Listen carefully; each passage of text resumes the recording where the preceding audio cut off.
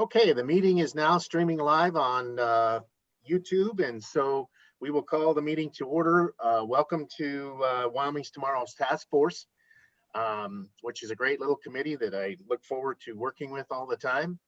The first thing we need to do is call the roll. Mr. Hewitt. Morning, Mr. Chairman. Dr. Hixba. I am present. Ms. Osborne. Present. Mr. Biggs. Present. Dr. Yenny. Present. Senator Rothfuss. Here. Senator Schuler. Here. Representative Summers. Here.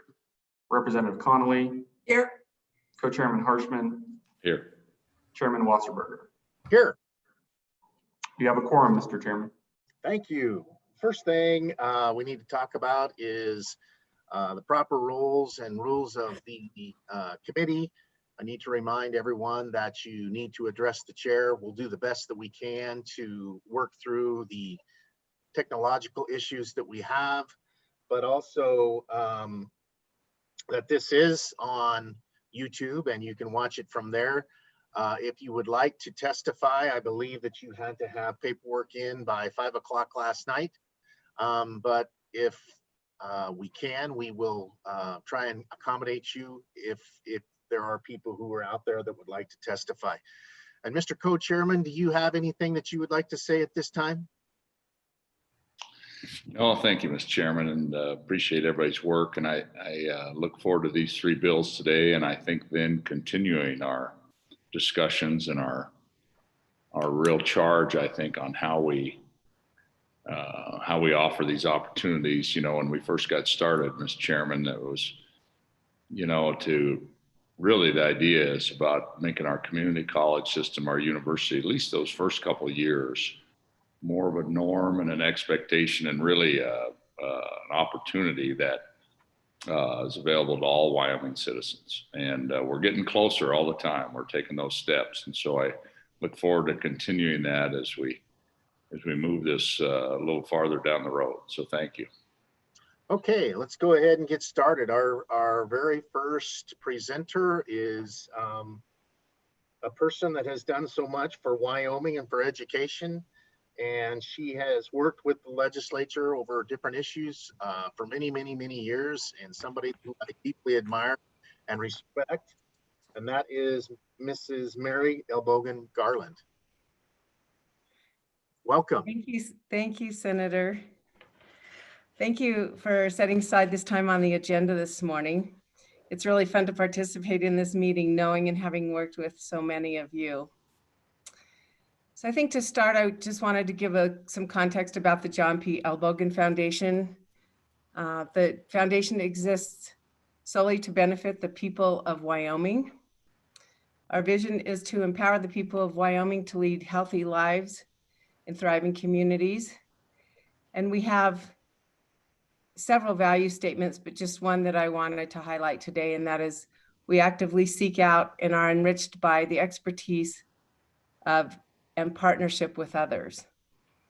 So we facilitate our work by building partnerships and collaborations, creating initiatives, and providing resources to meet identified needs. I've heard, especially in recent months, lots of talk about how critical it is to work together. The Elbogen Foundation has valued this through our history of almost 20 years. We know unequivocally that success does not happen in isolation. Rather by fully engaging those who can provide expertise and on-the-ground execution to accomplish goals.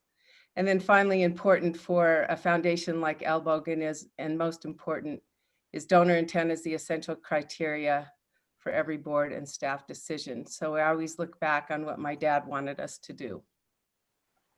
So I think all of you know that our primary focus has been in education. But with that said, I must note that if the basic needs of children or students are not met, there will be no learning, or at least the full potential of our children will not be realized. So by way of example, we regularly provide assistance for food, housing, physical, and mental health. So looking at the education continuum, We have invested in the Wyoming Early Childhood Partnership, Wyoming Kids First, and other related early childhood efforts, particularly at the University of Wyoming for more than a dozen years. Many of you have worked with Becca Steinhoff, the lead of this important work of building the essential foundations for success in school and life for children birth to age 8.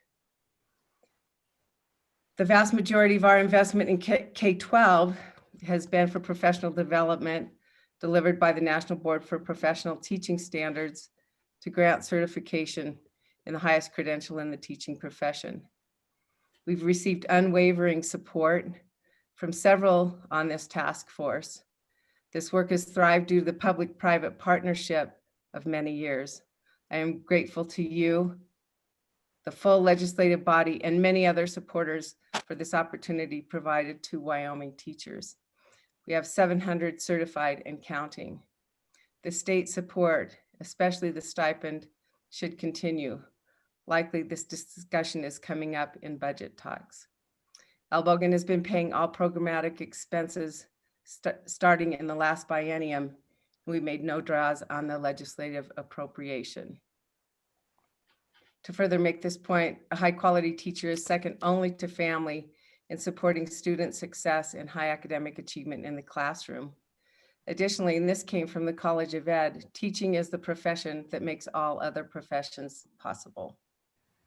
This all paves the way for educational attainment through the granting of credentials, certificates, and degrees. One central topic for your task force, Wyoming's tomorrow. And a goal set by executive order from Governor Matt Mead. So I want to talk about community colleges and our limited involvement today, but I'll come back to that in just a minute. The Albogan has also had tremendous opportunity in building education supports through the funding of expendable grants and endowments that garnered state match at the university. Thank you. I think we have 22 endowments. In the most recent market value I've seen, those endowments were worth $14.7 million, probably higher now, which provides significant payouts annually and in perpetuity.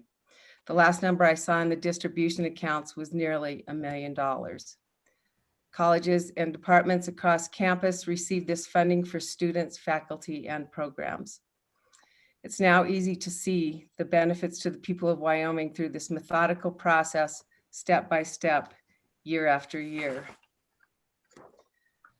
Lastly, in bringing us to the point of our discussion today, the foundation has made some limited investments in Wyoming community colleges. This is the area we'd like to build upon. Now, as much as ever, community colleges have a critical role in the well-being of Wyoming, the well-being of our people, our workforce, and our economy. As a launching pad for our interests, Albogan appreciated being a partner in the LCCC Rediscover pilot to support non-traditional students in pre-approved programs with high demand from industry. I believe Joe Schaefer presented a report to you on this. We made a $600,000 investment to assist in fully meeting the scholarship requests. We have also given for a variety of things at Casper College. We have continued discussions with community colleges in the last year or so and have also received insights and inputs from Dr. Caldwell to better understand how we can support Wyoming colleges. At this point, direct inputs to benefit non-traditional students is a consideration for us, among other things.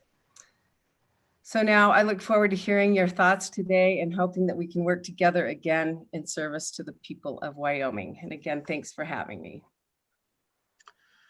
Thanks, Ms. Garland. Any comments by the committee? Any questions for Ms. Garland? Senator Rothfuss. Thank you, Mr. Chairman. Hi, Mary. Welcome to the committee. Thanks for being here. Yeah, thank you. Mr. Chairman, Mary, I'd like some, if we can get it and if it's available, we had good peer-reviewed journal articles before that tried to really look at effect sizes and impacts of the program.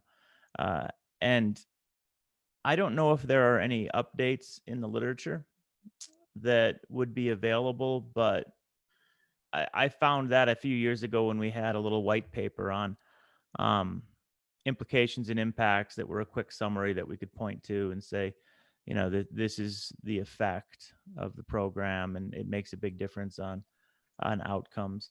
I thought that was really handy, and I don't know if there's new and better and fresher and brighter literature out there, but if you could point us to anything new, any new studies, I think that would be really handy.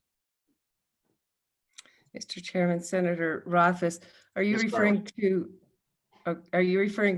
the pilot program with LCCC or National Board? National Board on that. Yeah. Okay. I will check into that. Thank you. Yep. Thank you, Mr. Chairman. Thank you, Mary. Representative Summers.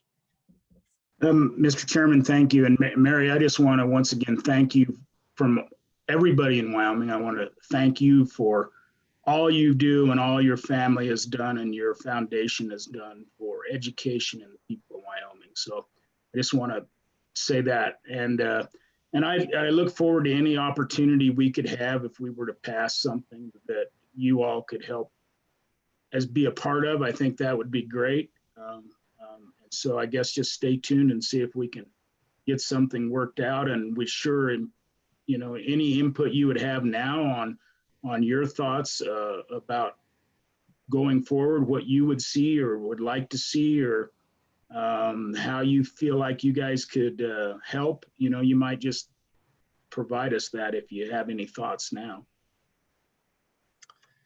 Ms. Garland. Chairman Wasserberger and Representative Summers, as I mentioned, we participated in the LCCC Rediscover pilot program, and we thought that was really an excellent opportunity for the non-traditional students. I think there's still considerable need there. I don't know what the considerations are with this committee and with the legislature. I know that the need for those students is significant, but perhaps there's some gap that Elbogen could fill that the other resources could not be used for. And so that's at least one area. I think that it's also such an important sector for Wyoming such an important project for Wyoming to grow our economy and to build our workforce. And again, I think specifically with the non-traditional students. Thank you. Representative Connolly. Thank you, Mr. Chairman. And I know I'm going to start by being redundant and just thank you, Mary, your family, and the foundation again for the overwhelming commitment to the state. My question, I was curious about part of your introductory comments were about the foundation's kind of meeting some of the needs of students before they hit the classroom. And I know it's a little bit off from what we're doing on this committee, but it was your food, housing, shelter. And in particular, are you seeing things, or is the foundation responding to the pandemic in any new or different kinds of ways? Ms. Garland. Yes, Chairman Wasserberger, Representative Connolly. Well, primarily before the pandemic, we've been involved in housing, providing for housing needs, for example, through My Front Door in Cheyenne as one example. We've done a lot of work around with the Food Bank of the Rockies out of Natrona County, which serves the whole state with food insecurity. So we've done that all along in our work. And then during the pandemic, we've really ramped that up pretty significantly. We've been working directly with the Wyoming Community Foundation sort of behind the scenes as they've received grant requests. And so the basic needs during COVID have absolutely skyrocketed in the three areas that I've mentioned. And so Elbogen just took grants from those that came from the Wyoming Community Foundation and funded those as we saw fit. So we'll continue to look at basic needs as a significant part of our grant making, and we seek out areas where we think we can have the biggest impacts. Any further? Senator Schuler. Thank you, Mr. Chairman. I don't want to be redundant, but I also would like to just thank Mary also and the foundation. I was one of those teachers that was fortunate to be able to go through the National Board program. And honestly, I did it towards the end of my career. And I think it was one of the best things I ever did. I think it really helped me as a teacher, and maybe, truly one of the most important things I think I did in my entire career versus any other education that I got. So I want to thank you for that. But along those same lines, since the legislature has kind of been marching towards trying to defund to some degree, or at least kind of cut back on the amount of years that the foundation has originally planned for the National Board, would the foundation be able to maybe backfill or fill in some of those gaps that we start seeing with the fact the budget limitations have created somewhat? Thank you. Ms. Garland. Yes, Chairman Wasserberger, Senator Schuler. In terms of the stipend that's paid by the state, the Elbogen Foundation just does not have the kind of resources that we could fill in that particular way. I have had some discussions with the governor's office about reducing that stipend amount and what should that look like. I don't really know what that point is for teachers when they would not continue to participate, based on that stipend amount. I just don't know what that number is, but I understand that that's certainly a reality. In terms of our programmatic support, I'd mentioned in my comments that Elbogen has paid the programmatic support from the last biennium. We didn't draw anything from that allocation, and we can continue to provide, and that's the fee support we give to teachers in the professional development that's specific to National Board certification. So we certainly can continue with that kind of support. Okay, any further questions by the committee? Mr. Co-Chairman. Thank you, Mr. Chairman, and Mary too. I just want to thank you for all your work, and that's what changes the world is people who care a lot. So I appreciate all your work. So thank you. Thank you. And what my hope is, members of the committee, is at the end of the day, we can appoint a subcommittee to look into this issue further and to see if we can't write a bill and somehow work with the Elbogen Foundation. And so we'll take that up at a later time. So the next thing, any further questions from Representative Summers? And Mr. Chairman, and I know you'll get to it, but the bill that I helped work on with Stephanie and Joe and others, really that could, it's really that promise program and how you fund it. We could kind of retool that some way, to include that. So certainly, I think there's a bill sitting there we could work with to do what you were suggesting, Mr. Chairman. And that is an absolutely awesome suggestion. Any further comments by the committee? Okay, at this time, we did receive an email from Miss Martineau, and I was wondering if she would like to take us through the paper she sent us, if she is prepared to do that at this time. And then the next step would be to start going through the three bills. Miss Martineau. Good morning, Mr. Chairman, members of the task force. My name is Elizabeth Martineau with the Legislative Service Office. At the request of Representative Summers, we provided a 3-page, really quick memorandum looking at those individuals who are 24 years and older at the community college and the University of Wyoming. We did, as I kind of explained in the memo, have to do a bit of work.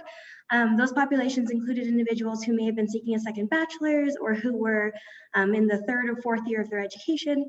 And so we went ahead and did our best to make sure that we showed you 1st and 2nd year non-traditional students. So that is kind of the first page of the memorandum. And then you move into the second page. The second ask was kind of how many students could we facilitate or could we help with 5% investment earnings on the Hathaway. And so what we did was some very base calculations just to kind of show if we gave full-time tuition and fees for these, a percentage of these students, how many could we actually assist? And so that's kind of the table 4. It just shows you that about using about 5% of those earnings, it's about 48 students at the university full-time for their tuition and fees, and an additional 72 students at the community college. We also had some information that we had been using for a while that kind of looked at cohorts and kind of where students may end up or may decide to end up. And so that's why we did a split of, we figured the majority of students in this demographic would likely go to a community college because they are an older student. They're probably a little more tied to their community. They're less likely to travel to the university. And so we kind of factored that in. That's why there are slightly more individuals at the community colleges than the university. However, as discussed in the memorandum, any of this information that is policy choice based, if you decide on a different age or if you decide on a different amount of credit hours, that will definitely factor into the calculation, and you may have more students that you can affect. The last bit of information, Appendix A in the memorandum, is just that historic earnings for your information. And so it goes from about 2009 through 2020, so that you can kind of see how many students have been impacted with the Provisional Opportunity Scholarship, which is about 5% of those investment earnings, and then our estimate of kind of what that would look like. That is a brief summary of that memorandum. Should you have any questions, I am readily available. Thank you, Ms. Martineau. Our first question, Representative Summers. Mr. Chairman, thank you. And it's really just a comment, Mr. Chairman. When we get to the bill that this relates to, I'd like to bring Ms. Martineau back in and then kind of go over these numbers more thoroughly, but it really revolves around that bill and how we might proceed. So, you know, I'll wait till another time to ask the questions because I want to go through the bill first, Mr. Chairman. So Representative Summers, you're talking about 0064. Ted, Mr. Hewitt. Thank you, Mr. Chairman. Representative Summers is referencing 21 LSO 101. 101. This is the bill draft that creates a new Adult Promise Scholarship program and phases out the Provisional Opportunity Scholarship program. And so the memo that Ms. Martineau put together was designed to figure out what is that balance. How much of Hathaway endowment earnings go to the Provisional Opportunity? So if we phase that out, how much money is available for a new scholarship? And so if you'd like me to, we can go through 101 now. It's out of order on the agenda, but I'm happy to do whatever you'd like to do. Let's, for the purposes of staying on time, we're actually about 30 minutes ahead of schedule.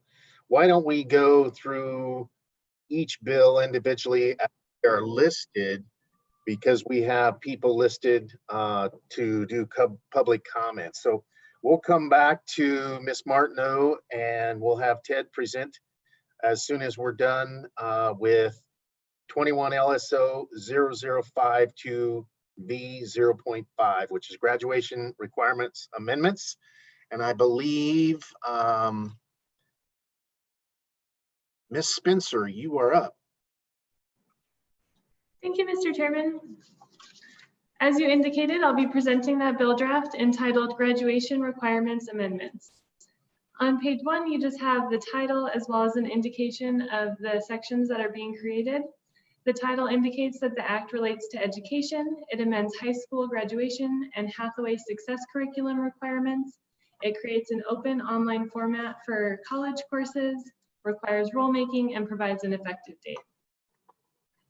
The first section in the bill does create 2 new provisions, and that's in 2120, and this creates a new Article 301. You all might be familiar, that's in the Cooperative Educational Services area in statute. So on to page 2, this is the first new section just for definitions. Subsection A, as used in this article, ancillary services is the first definition, which is defined as services that are ordinarily provided by a college or university that does not include coursework. Examples would be career counseling, school library access, cafeteria access, computer labs, or other similar services. The commission is defined as the Wyoming Community College Commission. Open online courses is defined as a free or low cost, online-based, college level educational program that may provide fewer ancillary services than traditional programs and is capable of serving high numbers of students. You'll see a staff comment on the bottom of page 2, just noting that the task force may wish to impose a cap on the number of on the cost of the classes or define low cost classes. And similarly, you may wish to define high numbers of students based on what the intent and kind of where the task force wants to target those courses. On to page 3, the next definition is for traditional on-campus or distance learning courses.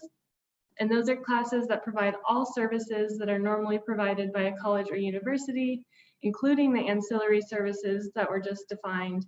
And the definition also indicates that a traditional on-campus or distance learning course does not include one of these open online courses. The final definition is of university, just means the University of Wyoming. And in the middle of page 3, this is new section 21-2302. This is really the core of the creation of this program and the classes. It starts out with a staff comment just indicating to the task force that if the task force would like to require a specific number of these open online courses to exist at a certain date, we could certainly add that in there as well. Currently, the bill draft doesn't specify, the university will create 50 or 10 or 5. There's not a specific number attached to that. So on lines 23 through 25, still on page 3, the university, in conjunction with the commission and the Wyoming community colleges, shall administer open online courses. The very bottom of page 3, this is just setting up all the requirements of those courses. The open online courses under this article shall, going on to page 4, be administered entirely online, be self-paced, allow for participation from an unlimited number of students, be recognized for college credit at all Wyoming community colleges and the university.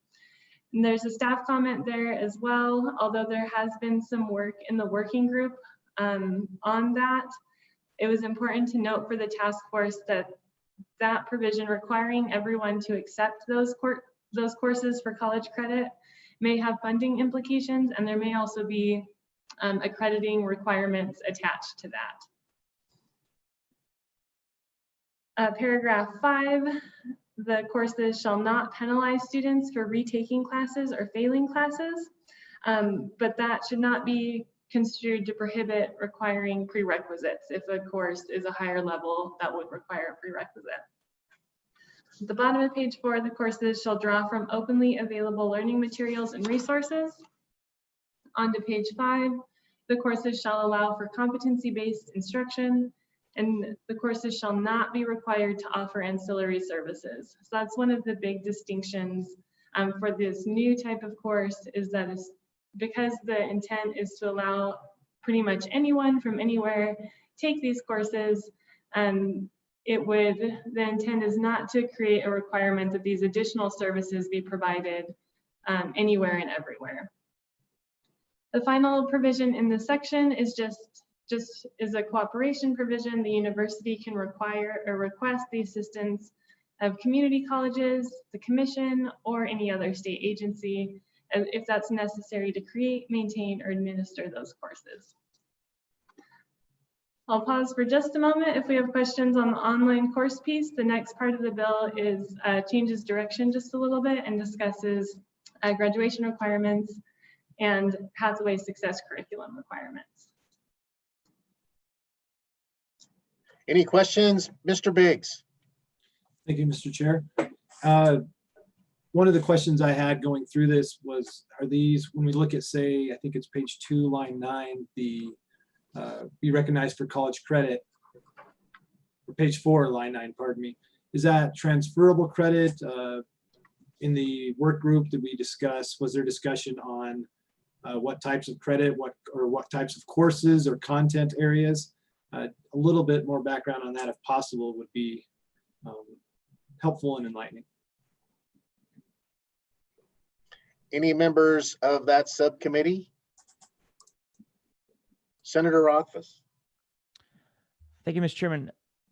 We talked a lot about what these could or would be, and one of the things we did focus on was the transferability and making sure that these courses, at least the preliminary ones, if we're going to, when we look at the rest of the bill, be offering college credit and trying to encourage college credit, we want to make sure that this is college credit that will count anywhere, by having the standard that requires it to be college credit at all Wyoming community colleges and the university. Our belief in our discussion was that it would then also be transferable to any other university, theoretically, that it would be that level of rigor. That's not to say we couldn't also have non-credit bearing MOOCs as well. And there might be some advantage to having some of those non-credit bearing MOOCs, but this particular program is really, as we structured it, trying to get to the point where it is transferable credit. We did talk about kind of some credit recovery style where it's, you think about your the pre-math course, the Math Like 900 that gets you ready to take a credit bearing course. I think there are some courses along those lines that might be useful at some point, but at the same time, those courses tend to favor ancillary services as well, and the need for all the wraparound services that come with education. So we just kind of ended up getting to the point where a nice, concise for credit approach, at least in the beginning, as the first cut, seemed reasonable. And I don't know if any of the other members wanted to weigh in on their reflections as well, but those are my recollections. Further comment, Representative Connolly. Thank you, Mr. Chairman. Again, I have two different clarification questions. Page 4, subsection 5 says that students won't be penalized for retaking classes or failing classes. And that made me think about whether these classes are graded, and if when transferred, they go towards a student's GPA. And I know, for example, at the university, there's a series of rules regarding how you count in a class that was failed, for example, and then retaken. And so that's my first question. And thinking along the lines of maybe pass-fail would be the easy way to grade them. And then my second one, which is a very different question, is about this definition of, what is it called? Ancillary services. And one of them is that there's no library access. And then with the requirement in here that these classes be open access. And honestly, I think that open access materials are often, the way that students get access to open access materials is via an academic library. And so that concerned me a little bit if students wouldn't have the ability to use a university or a community college library in order to access some of those materials. And so I'm curious if you thought about either or both of those issues. Members of that subcommittee, Senator Rothfuss. Thank you, Mr. Chairman. On the first regarding the grading, we did have that discussion, and we talked about whether we could just do pass-fail. The concern was transferability of a pass-fail credit to another institution outside of the state wouldn't necessarily be there. And there was concern from President Hicks, who I believe was the one who might have raised that if we provide pass-fail only, you lose that opportunity, where if you provide a grade based on the other standards, it should be fully transferable. So we actually wanted these courses to be graded, but again, if you drop the course or you don't want to count the course, that grade isn't going to count, if that makes sense. You won't get credit for it, but you won't count it. We wanted it to be low risk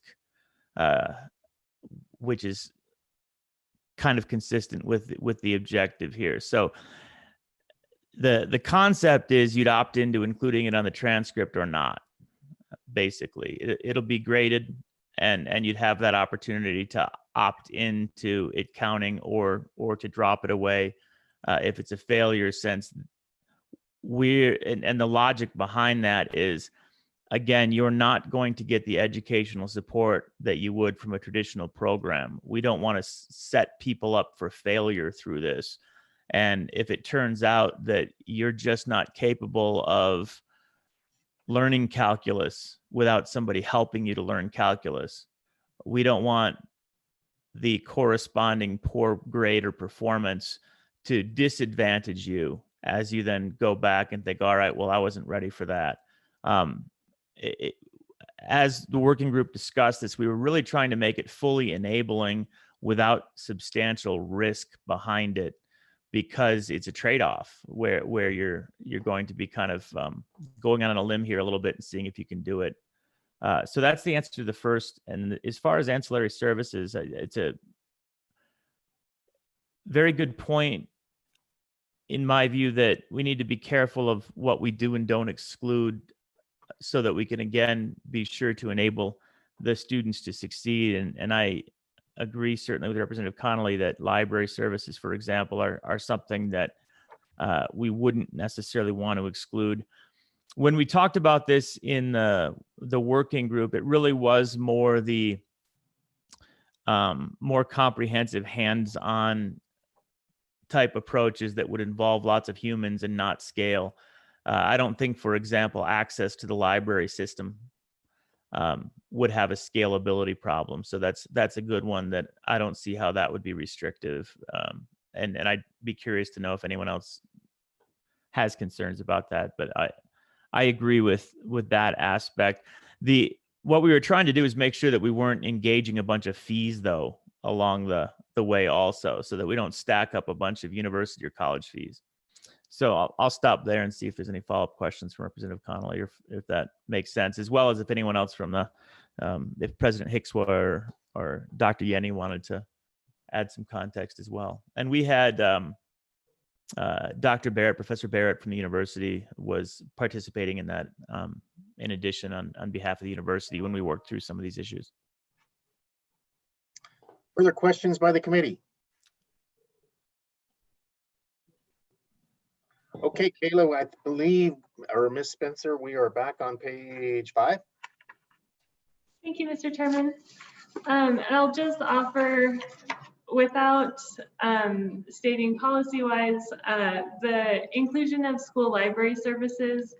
I was only thinking of like physical library services in case there's people all over the US that the bill draft was attempting not to create a requirement that the university set up or contract with libraries all over the US. But I think there is quite a distinction between the physical access to it and that electronic access to it. Okay, so back to the bill. So as you say, on page 5, this is section 2.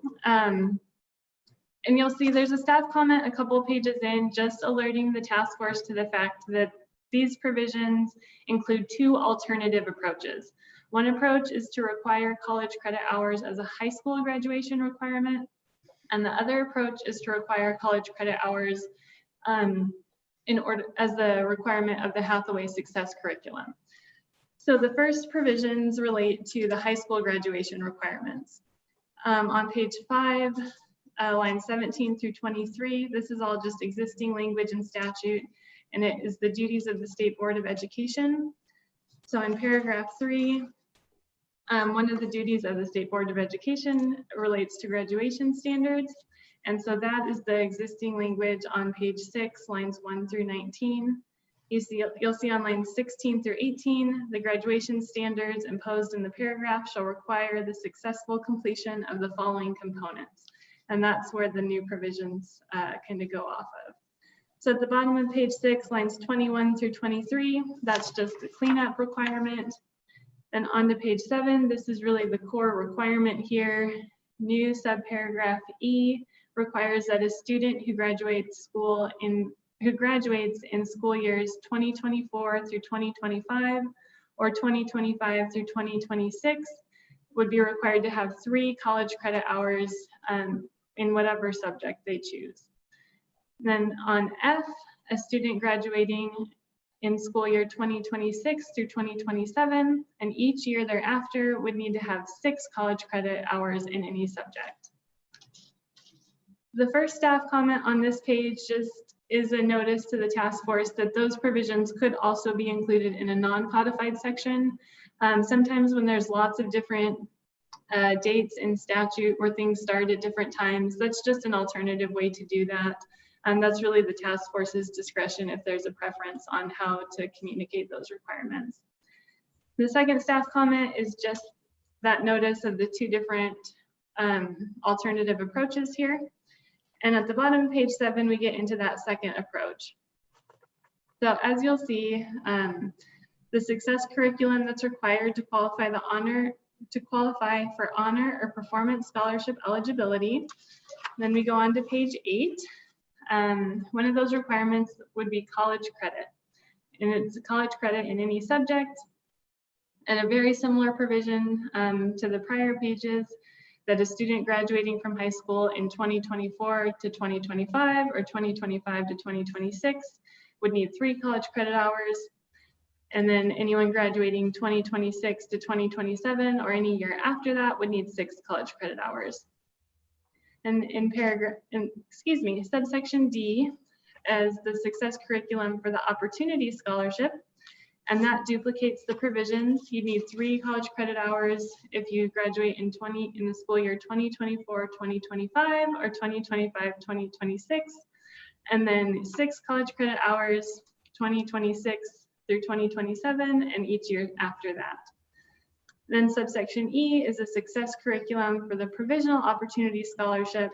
And again, we have that duplicated structure of requiring 3 college credit hours in those first years, and then 6 college credit hours for every year after that. That takes us to page 10. The final provision on there is, aside from the effective date, is section 3. It just requires the university, the Community College Commission, and the Wyoming Community Colleges, as well as the State Board of Education, to promulgate any rules required to administer the courses and implement the graduation or Hathaway requirements. I'm happy to answer any questions. Well, thank you, Ms. Spencer. Outstanding job. Representative Summers. Mr. Chairman, thank you. And my first question is to the chair, is what's our task today with these bills? Are we going to work them, try to get them better, send them back to work groups, all or none of the above? And then, so that'd be a process question for you in a minute. And then I guess specifically to the subcommittee that developed this. So of the bills that are presented, this is the one I have the most problems with. I worry one about small schools, small districts being able to do this kind of work. I worry about all kids having the capacity to do this. So, I mean, I'm glad that it's, there's 2 options, right? It's either you can graduation requirement, which I certainly can't support, or something to do with the Hathaway. So my challenge with the Hathaway is we've continued to dump more and more stuff into the Hathaway, which pins kids down to a degree. So I'm challenged with that. I do think that it has some merit perhaps in the honors piece of it. And but I want to hear from the committee, and Senator Rothfuss, I'll pick on you because you've thought this through quite well, or you wouldn't have helped put this down on paper.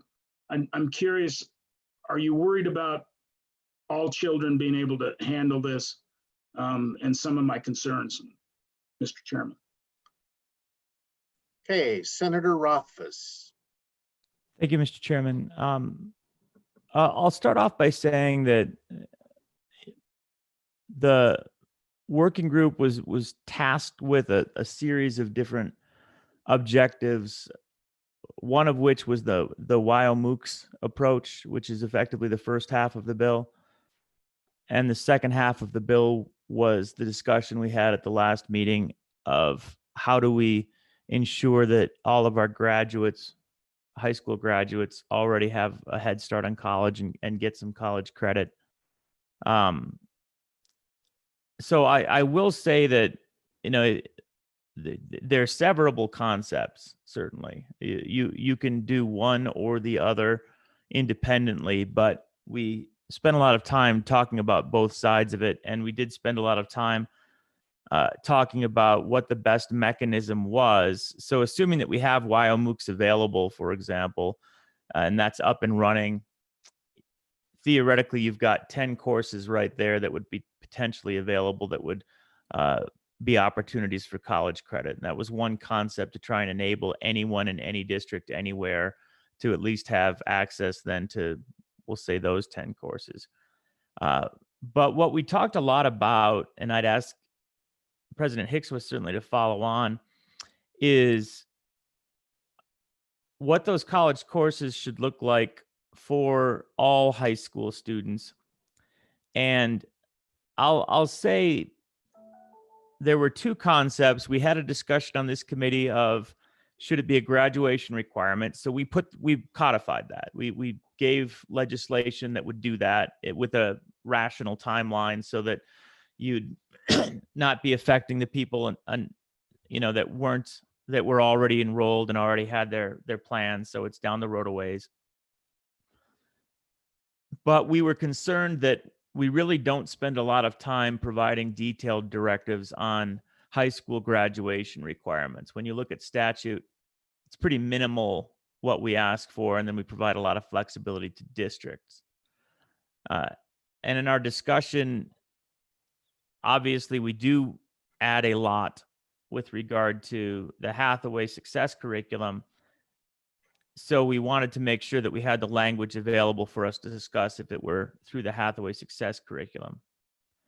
And one thing I'll note is this is not an additive requirement for the Hathaway curriculum or for the high school graduation curriculum. You would assume that other classes, other needs, other requirements would be met.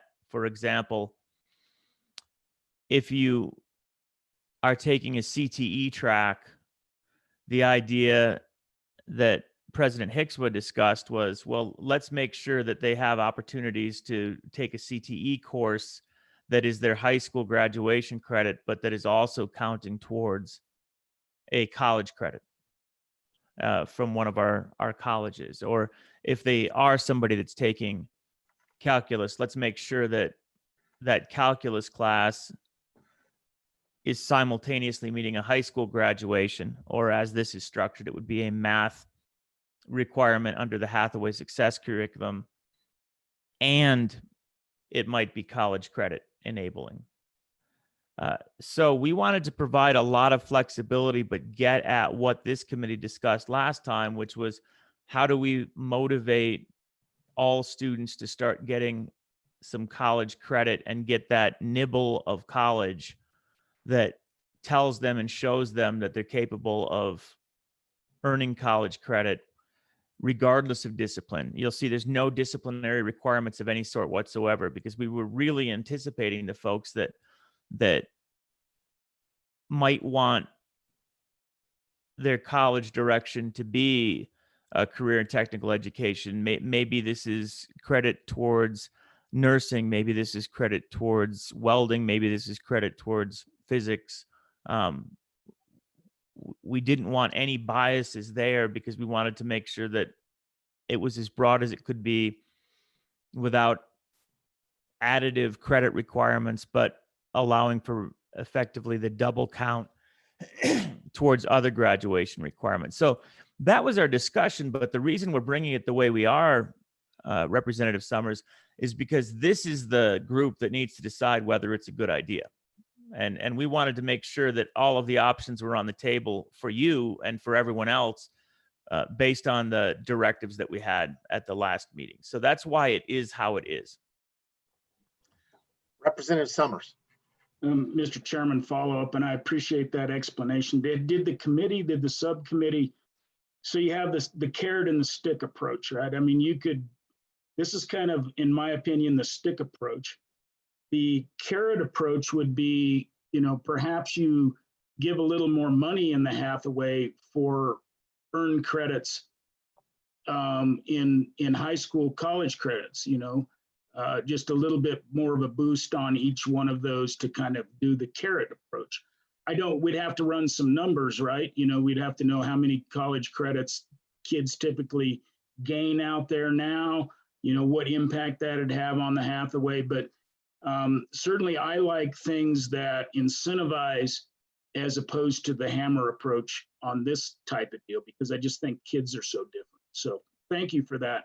And Mr. Chairman, once again, back just to you, Mr. Chairman, on the process, kind of what's our goal today on these bills? Well, Mr. Co-Chair, I don't think we've discussed that, but what I assumed was that we would go ahead and work these bills. And we were thinking about having another meeting later for a half day sometime in November from the subcommittee that works with the El Bogan Foundation. And we could either pass the bills out or have a vote up or down.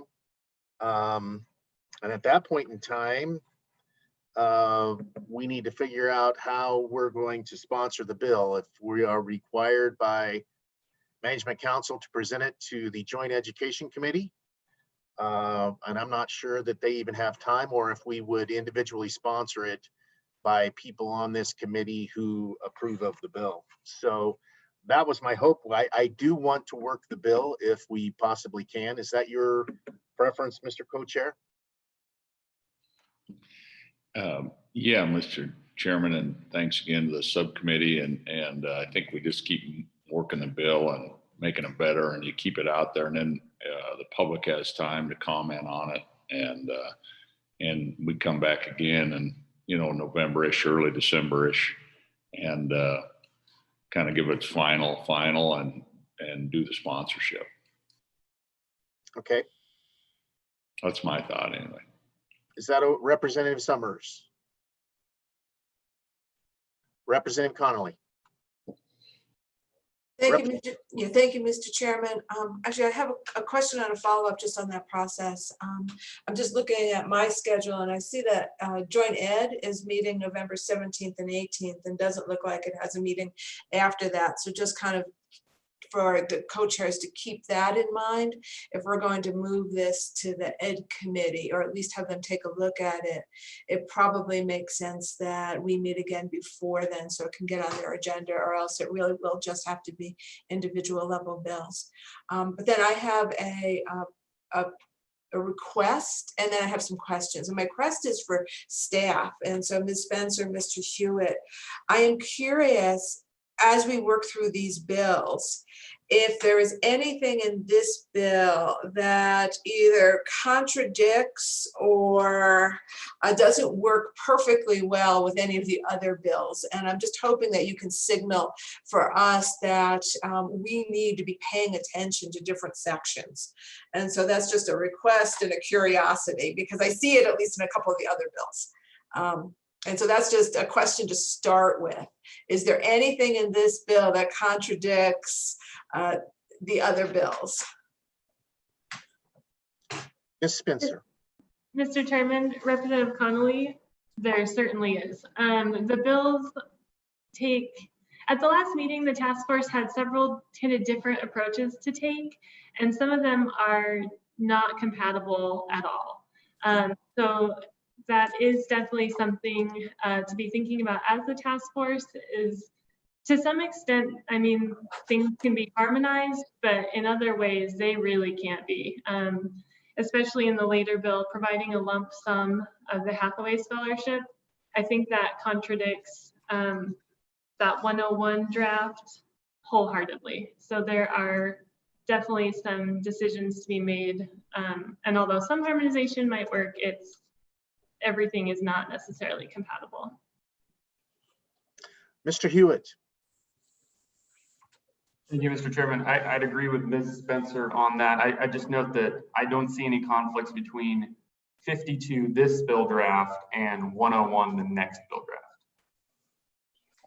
draft. Mr. Chairman, Representative Summers. Mr. Chairman, thank you. Yeah, there is, because 101, and it was just kind of an executive decision on my part in the bill, gets rid of the success curriculum. So obviously there would be I think it does. Maybe Mr. Hewitt will correct me. Mr. Hewitt. Mr. Chairman, Representative Summers, that's true that both bills deal with the success curriculum, but I would assume that the removal of the success curriculum for the opportunity scholarship in 101 would just take precedence over the additions in the success curriculum on 52. But that fair point. Senator Rothfuss. Thank you, Mr. Chairman. I do want to follow up and comment on Representative Summers' point about carrot instead of stick, and the idea of providing some additional dollars or something like that as part of it. We didn't discuss that approach of let's just add some more money if they take as part of their success curriculum some college credit, 3 credits or something like that. I think that is a good approach if we don't want to make the requirement, and it's particularly a good approach if our third bill, 64, ends up going into effect. If we support that, which is the lump sum Hathaway, where you basically have a credit that you can expend as you see fit. In that circumstance, I think it would be easy to just put some additional frosting on the amount if you took some college credit, and you wouldn't have to do it on a per credit basis. Getting back to, I think, the concern you expressed, where you've got some kids that take 18 credits, would we then give them $1,800 extra dollars?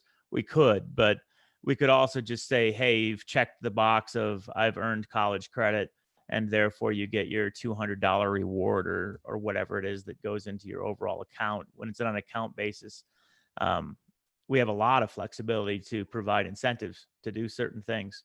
And I think that would be a clever option as well, that it certainly isn't considered in the draft that we have before us, but it's a good point. Thank you. Further questions by the committee? Representative Connell. Thank you, Mr. Chairman. I'd like to go back to Representative Summers' earlier concerns about the second half of the bill. And to be honest, I see the bill really having 2 distinct parts to it. One is kind of establishing these the MOOC kind of classes. The other is requiring high schools to offer college credit, which would include these MOOCs.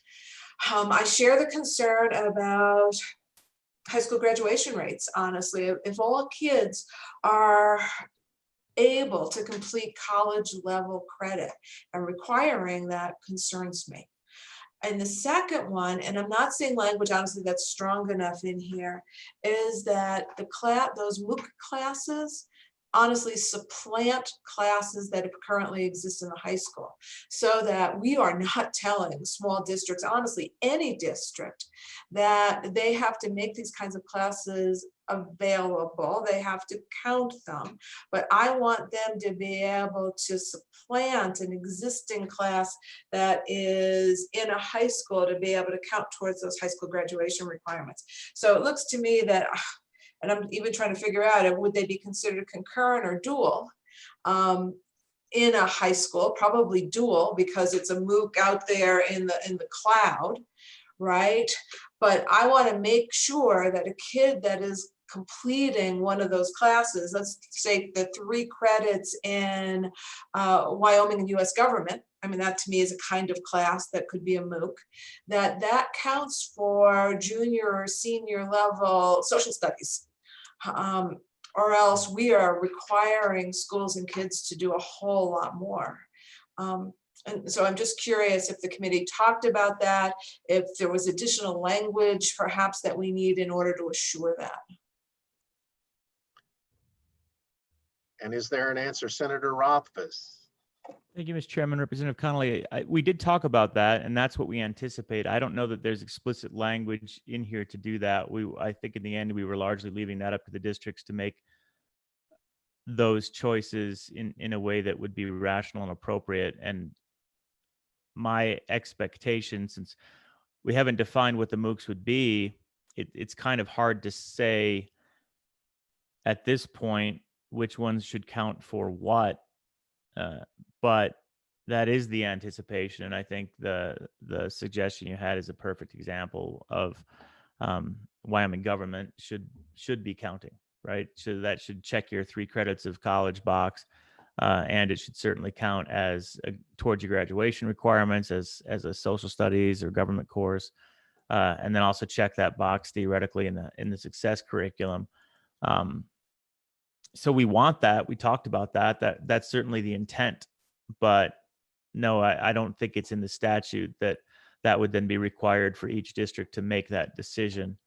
And maybe there is better language, or maybe there's something that we can add that gets us to that point. Thank you, Mr. Chairman.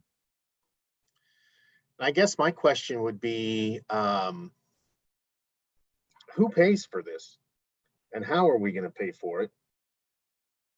I really like the idea that we're going to, at least with this bill, ask for students to take college credit, and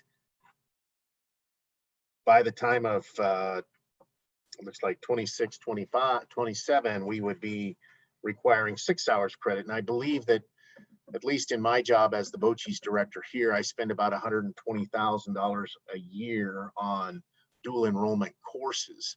But if we were going to require all students to, in the success curriculum, to take college credit, would college credit count as concurrent enrollment, or would it have to be dual enrollment?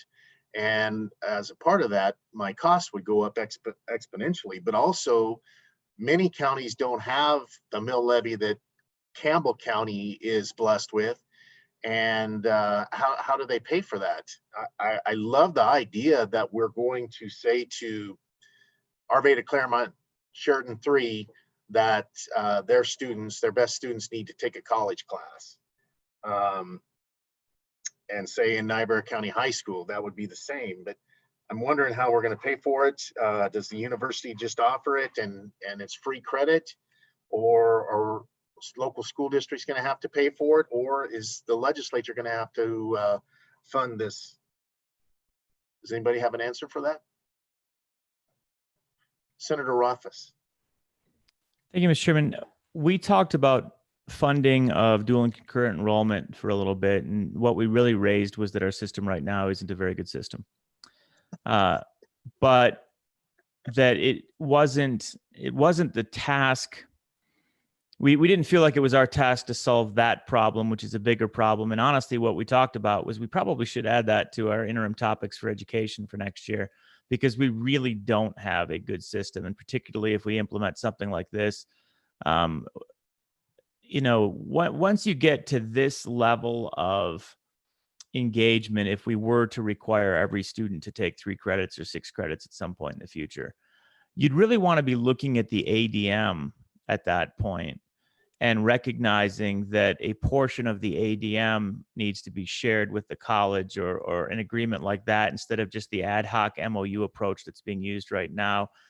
And we don't really have that in statute. So, this would be going way down into the weeds, and we did spend some time in those weeds.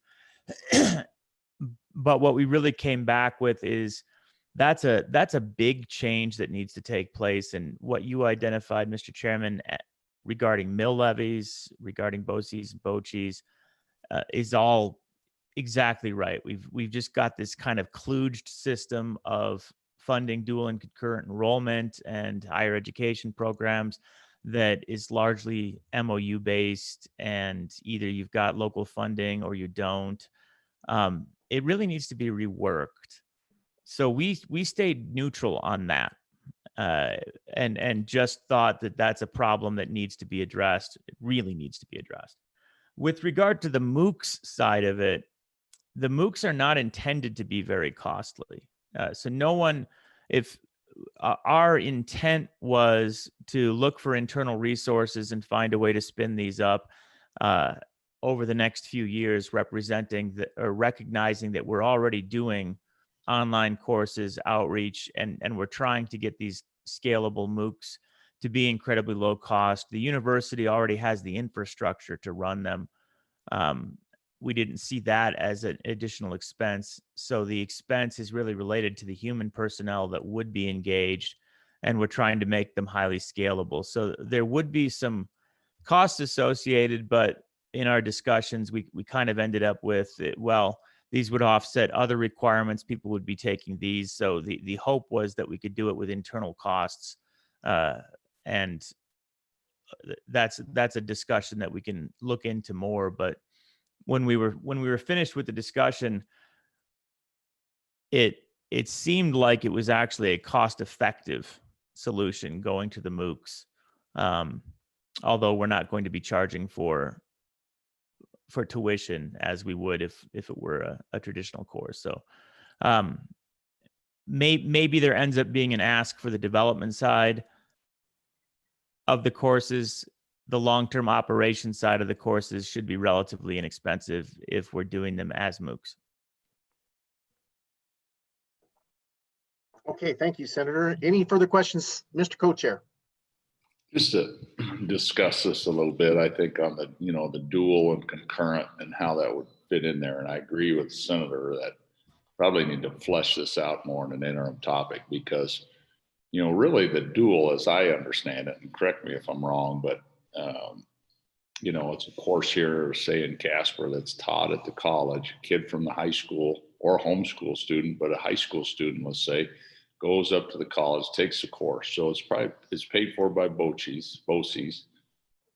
The high school gets credit for that student, and the college gets credit for that student, and the BOCES pays for it. So it's like a three-way cost thing, payment piece, as I understand it. And I think concurrent then is really, it's taught at the high school by an instructor that's approved for that college credit and high school credit. But I don't know where the FTE counts in that.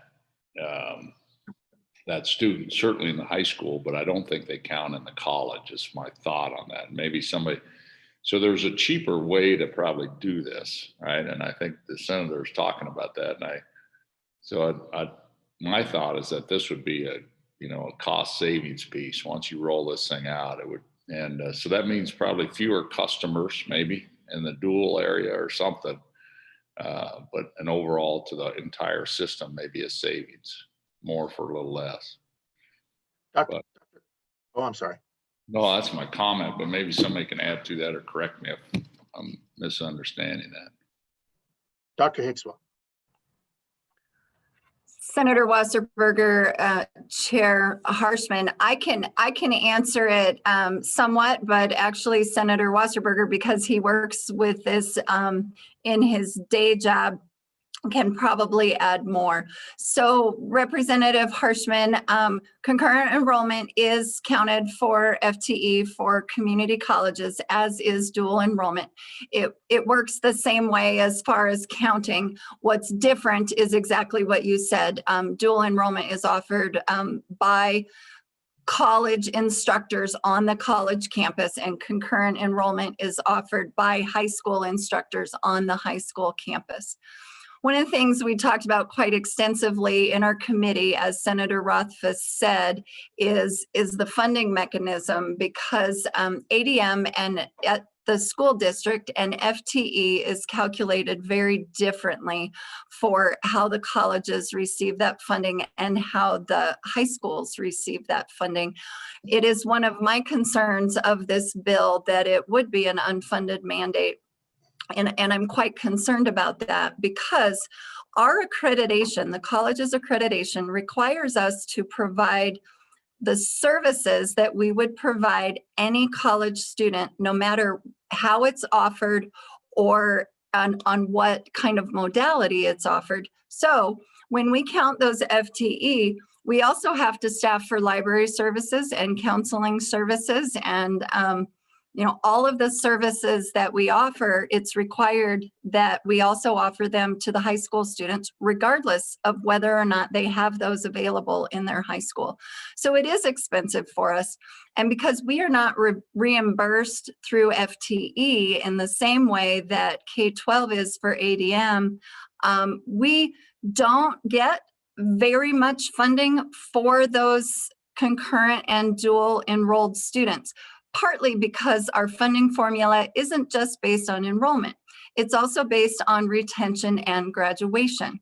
So many of the students who take concurrent and dual enrollment are taking them, just like what we're talking about, to get some high school, get some college experience in high school so that they can go on, whether to the University of Wyoming or out of state, which is a great experience for high school students. But if a high school student gets enough credits in high school, there's no reason for them to come to the community college. So they don't complete at the community college. And so our performance funding is affected by those enrollments. So there is a cost factor, Representative Harshman, and it is more expensive than what is evident on the outset. Many counties do not have a BOCES, and as Senator Wasserberger said, it would be expensive for his BOCES, and his BOCES is the largest in the entire state. Northwest College, for example, we do have a BOCES with Park County School District 1, but it pays for community education types of classes, not for concurrent and dual enrollment. So that concludes my response, Mr. Chair. I don't know if Senator Harshman would like me to follow up, or Senator Wasserberger, if you want to follow up in more detail. Mr. Co-Chair. So, thank you, Ms. Sixall, for that. So I think for sure, then, if we were wanting to move forward with this MOOCs program, you'd want to, from what I just heard, probably exclude that from that completion data, so it doesn't count against you, so to speak. And we don't want to do any harm, obviously, right? And punish you for, I don't know, maybe there's a way to think through that. Thank you, Mr. Chairman. And Senator Rothfuss. Thanks, Mr. Chairman. I just wanted to clarify with regard to the accreditation. It's my understanding from President Hickswa that things like MOOCs can be handled separately within the accreditation. We don't have those right now, but it was something we addressed, that the MOOC can be structured such that it wouldn't have all the requirements of everything else, the wraparound services, but that it would have to be incorporated into, I believe, the academic plan for the colleges and for the university moving forward, so that it could be appropriately addressed through the Higher Learning Commission through accreditation. And I'd invite President Hickswa, Mr. Chairman, to kind of clarify that a little bit, because it was a point of discussion that we certainly had. Dr. Hickswa. Mr. Chair, Senator Rothfuss, you are correct. MOOCs are treated differently in the Higher Learning Commission than our concurrent and dual enrolled courses. Correct. So I guess, is a MOOCs course counted as 0.8? And then a class, regular class is 1, and then a class with a lab is 1.25, and then a CTE class is 0.15? Or excuse me, 0.1.5? Is that what you're talking about, Dr. Hickswa? Dr. Hickswa. Mr. Chair, not exactly. I was specifically referring to the accreditation requirements of offering the wraparound services that Senator Rothfuss mentioned as it relates to cost. When we are talking about, so what it costs us to deliver. What you're talking about is the community college funding formula. House Bill 80 changed the formula so that online classes would only be reimbursed at a 0.8 level. Regular lecture classes are reimbursed at a full level. And then lab types of classes are reimbursed at a little bit higher level. So when I referred to the costs as it related to accreditation requirements, that's what it costs us to provide those services. When we're talking about the community college funding formula, any classes that are offered online are subject to that reduced reimbursement. And that is actually something that we need to talk about, perhaps not in this committee. It would be more appropriate for the education committee. With COVID moving forward and colleges looking to offer more online classes, that funding formula may need to be addressed at some point in the future. Thank you, Dr. Hickswa. I think at this time, I would entertain a motion on the bill if we are ready to work the bill. Are there any more questions? Representative Summers. Mr. Chairman, just a quick note. I see some people have popped into the screen. Are we going to take public comment on this bill? Yes, we need to take public comment, and I believe, thank you for reminding me, the first person for public comment would be Lisa Johnson. Lisa, are you there? Yes, you are there. Yes, thank you, Mr. Chairman. Members of the committee, I am Lisa Johnson, representing the Wyoming Association for Career and Technical Education, and our members are about 260 education CTE teachers at high school and community college level across Wyoming. And we also enjoy a strong support from business and industry members who desperately need our trained workforce. As I've listened to the discussion about this bill and just the opening comments as far as the purpose of the task force, it really is to create more opportunities, and that really closely aligns with our intention as we have worked alongside through the legislative process to offer more flexibility and options for CTE students.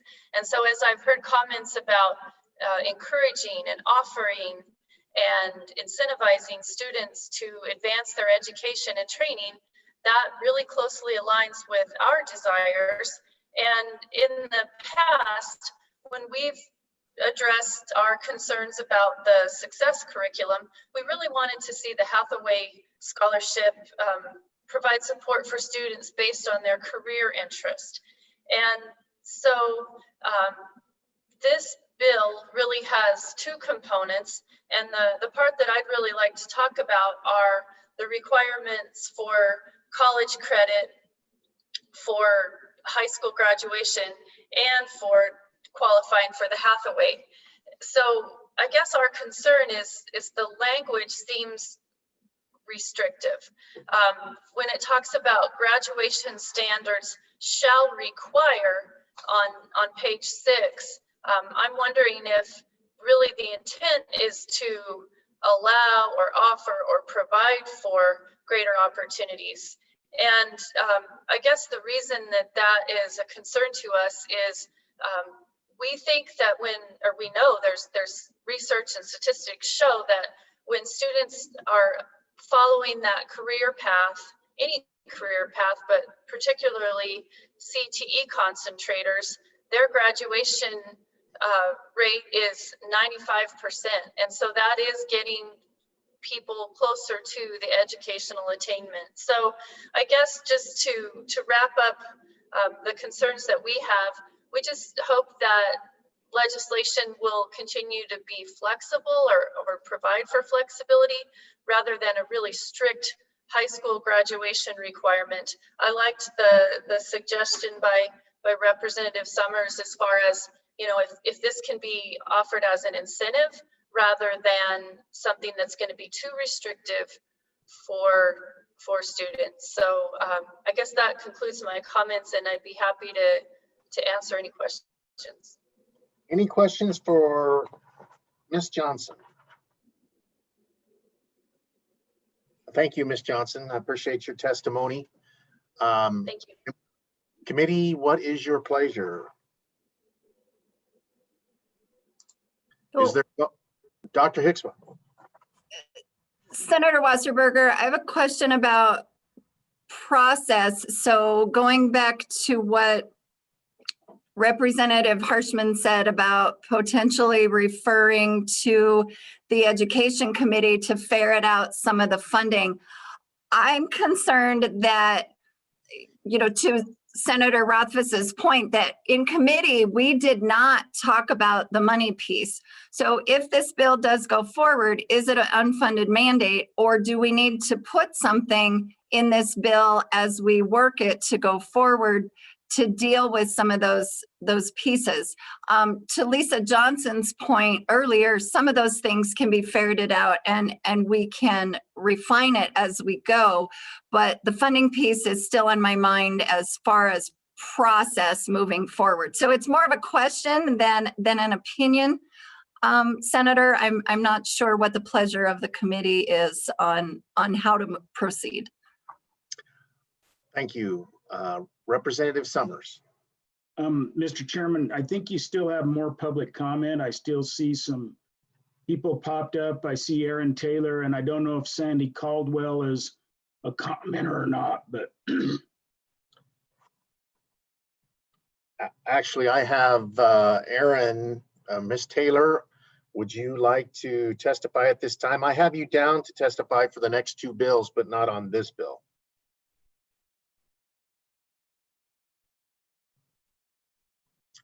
And Dr. Caldwell. Okay. Mr. Public- Chairman, yes, I would like to testify on this bill, and if that wasn't made clear, I'm sorry for that. That's okay, because you signed up twice and you didn't get your name on this bill, but that's okay, because we're going to take your public comment now. Thank you, Mr. Ms. Chairman. Taylor.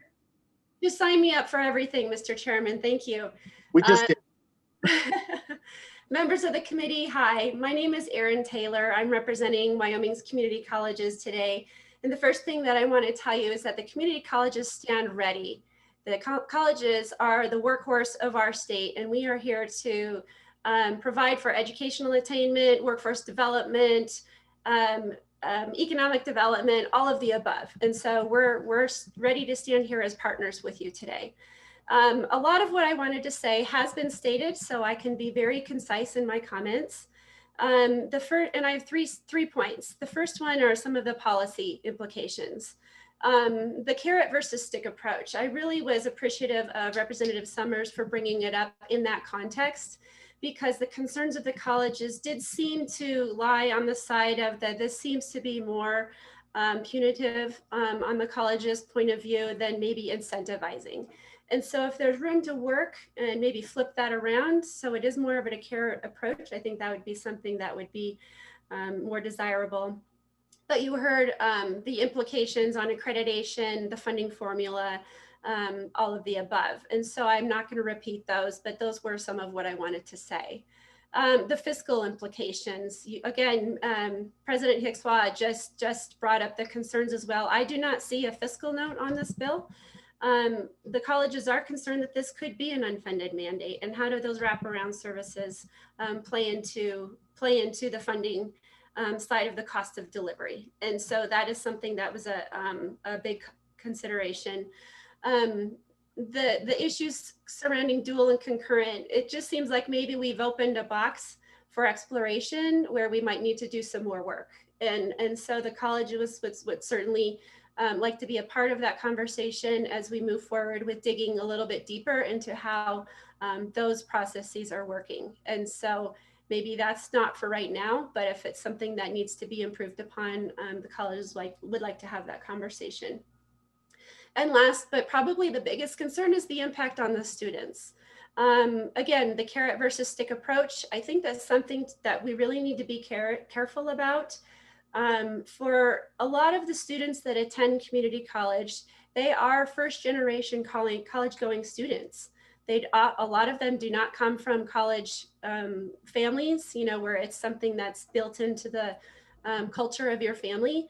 And so just being careful about how this is portrayed, even still in the high school level, with being seen as a mandate or something like that. I think it's just something we need to be very careful about, because it could disincentivize some of those kids from wanting to pursue college in the mindset that it's not for me. I'm not that person. So that's just a consideration that we want to just carry forward and let the committee know that that's something that the colleges are very cognizant of. And so also then that not all students take the same path, and that was already expressed by several folks. In terms of specifics in the bill, I did want to echo some questions that I had that Mr. Biggs expressed on page 4 in terms of what exactly is recognized for college credit, what exactly does that mean? And then also when it says UW may ask for assistance from the colleges, what exactly might that entail? And then again, where is the reimbursement? So that's the summary of my comments, Mr. Chairman. I'd be happy to answer any questions. Any questions by the committee for Ms. Taylor? Senator Schuler. Thank you, Mr. Chairman. Yeah, appreciate those comments. I was kind of thinking the same thing. I really like Representative Summers' ideas on incentives. I wonder if maybe Ms. Taylor has any other ideas besides incentivizing with money. Is there any other ideas that you have for incentives that would maybe help make this bill a little bit better and take care of some of our issues with funding? Thank you. Mr. Chairman? Ms. Taylor. Senator Schuler, I think that's a great question, and one that maybe we could explore further. The issue of the funding formula with House Bill 80 was brought up earlier. Maybe there is some work that we could do to get us on that path. I don't have specific suggestions for you today, but I think there's some opportunity to head down that direction. So I appreciate your thoughts on that. Okay, any further Representative Connolly? Thank you, Mr. Chairman. And hi, Aaron. It's always good to see you. I just want to make sure that I have clear, and actually it would be both from you and Dr. Hickswa, what is the concern about it being an unfunded mandate? So I understand that part of it is regarding how you count dual and concurrent classes in relationship to the possibility of MOOCs. Is there a second concern about the establishment of the MOOCs and who's going to administer them? If you could just be more, I'd just like some clarity on the unfunded mandate part of your testimony. Mr. Chairman. Ms. Taylor. I almost called you Dr. Taylor. Oh, thank you. That's a promotion. You're so smart. That's a promotion for me today. Thank you. Representative Connolly, I would like to ask President Hickswa if she would like to expand on that. I certainly, the wraparound services and the accreditation is certainly number one. If there are other areas, I'd like to ask Dr. Hickswa, if that's okay, Mr. Chairman, if she could expand on that. Dr. Hickswa. Thank you, Mr. Chair, Representative Conley. I don't have concerns about the MOOCs going forward. It's a different audience, a different kind of delivery.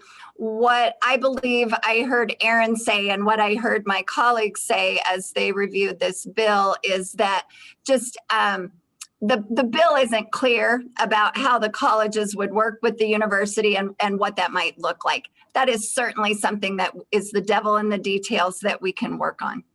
The unfunded mandate piece, however, it is more of a concern for me as well as my colleagues, as Ms. Taylor referenced.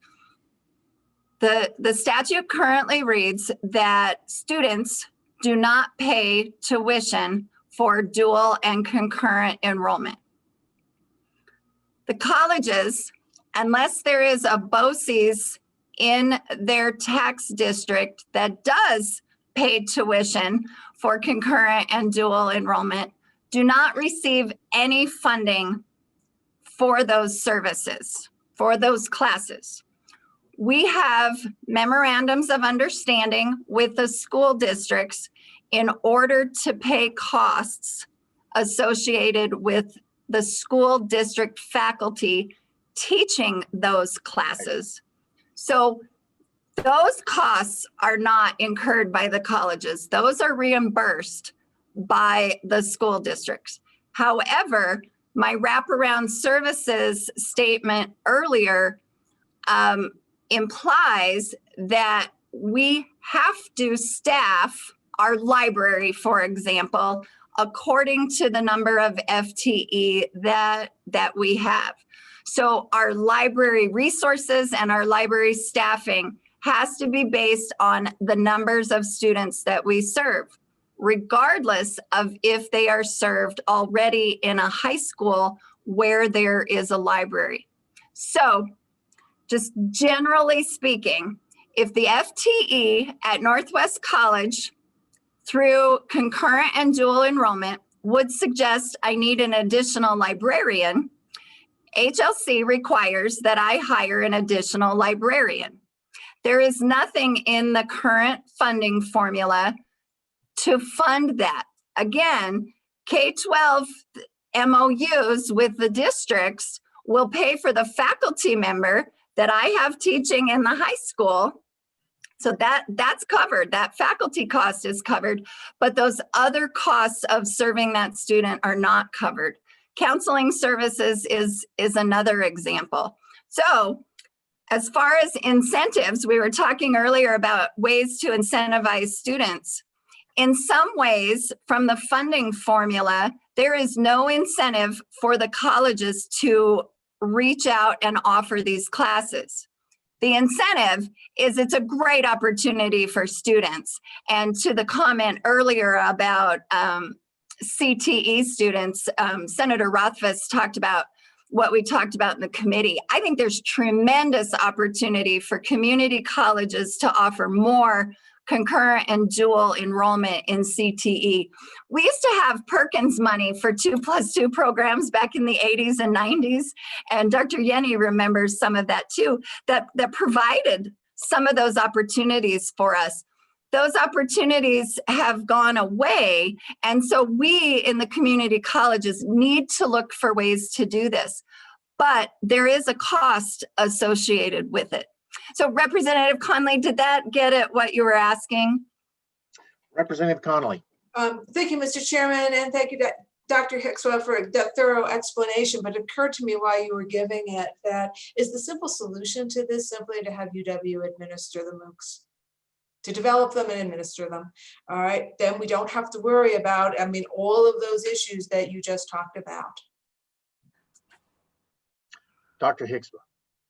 Mr. Chair, Representative Conley, the bill includes two sections. One is about MOOCs, and I would be supportive of UW administering the MOOCs. But the second one is to require dual or concurrent credits for every high school student. We currently administer dual and concurrent enrollment at the community colleges under the restrictions that I discussed.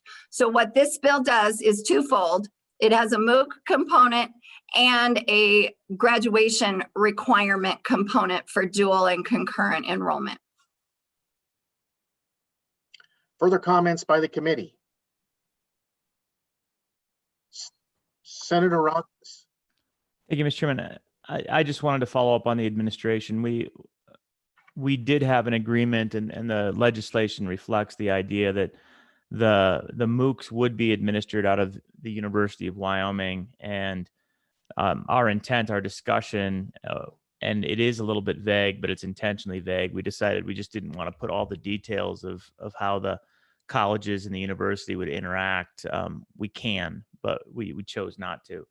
Was that the idea in the partnership would be that you'd have the opportunity for some supplemental instruction at all the colleges. There'd be somebody there that's a liaison, for example, if it's a calc course, who do you point to at the colleges for a calc course if somebody needs to go in and ask a quick question, something along those lines. But the instructor of record would be University of Wyoming faculty, and that doesn't preclude colleges from having the instruction instructor of record. It's just that they would have to be adjunct at the university. So they can be located at Northwest College, for example, and just adjunct through the university as the instructor of record.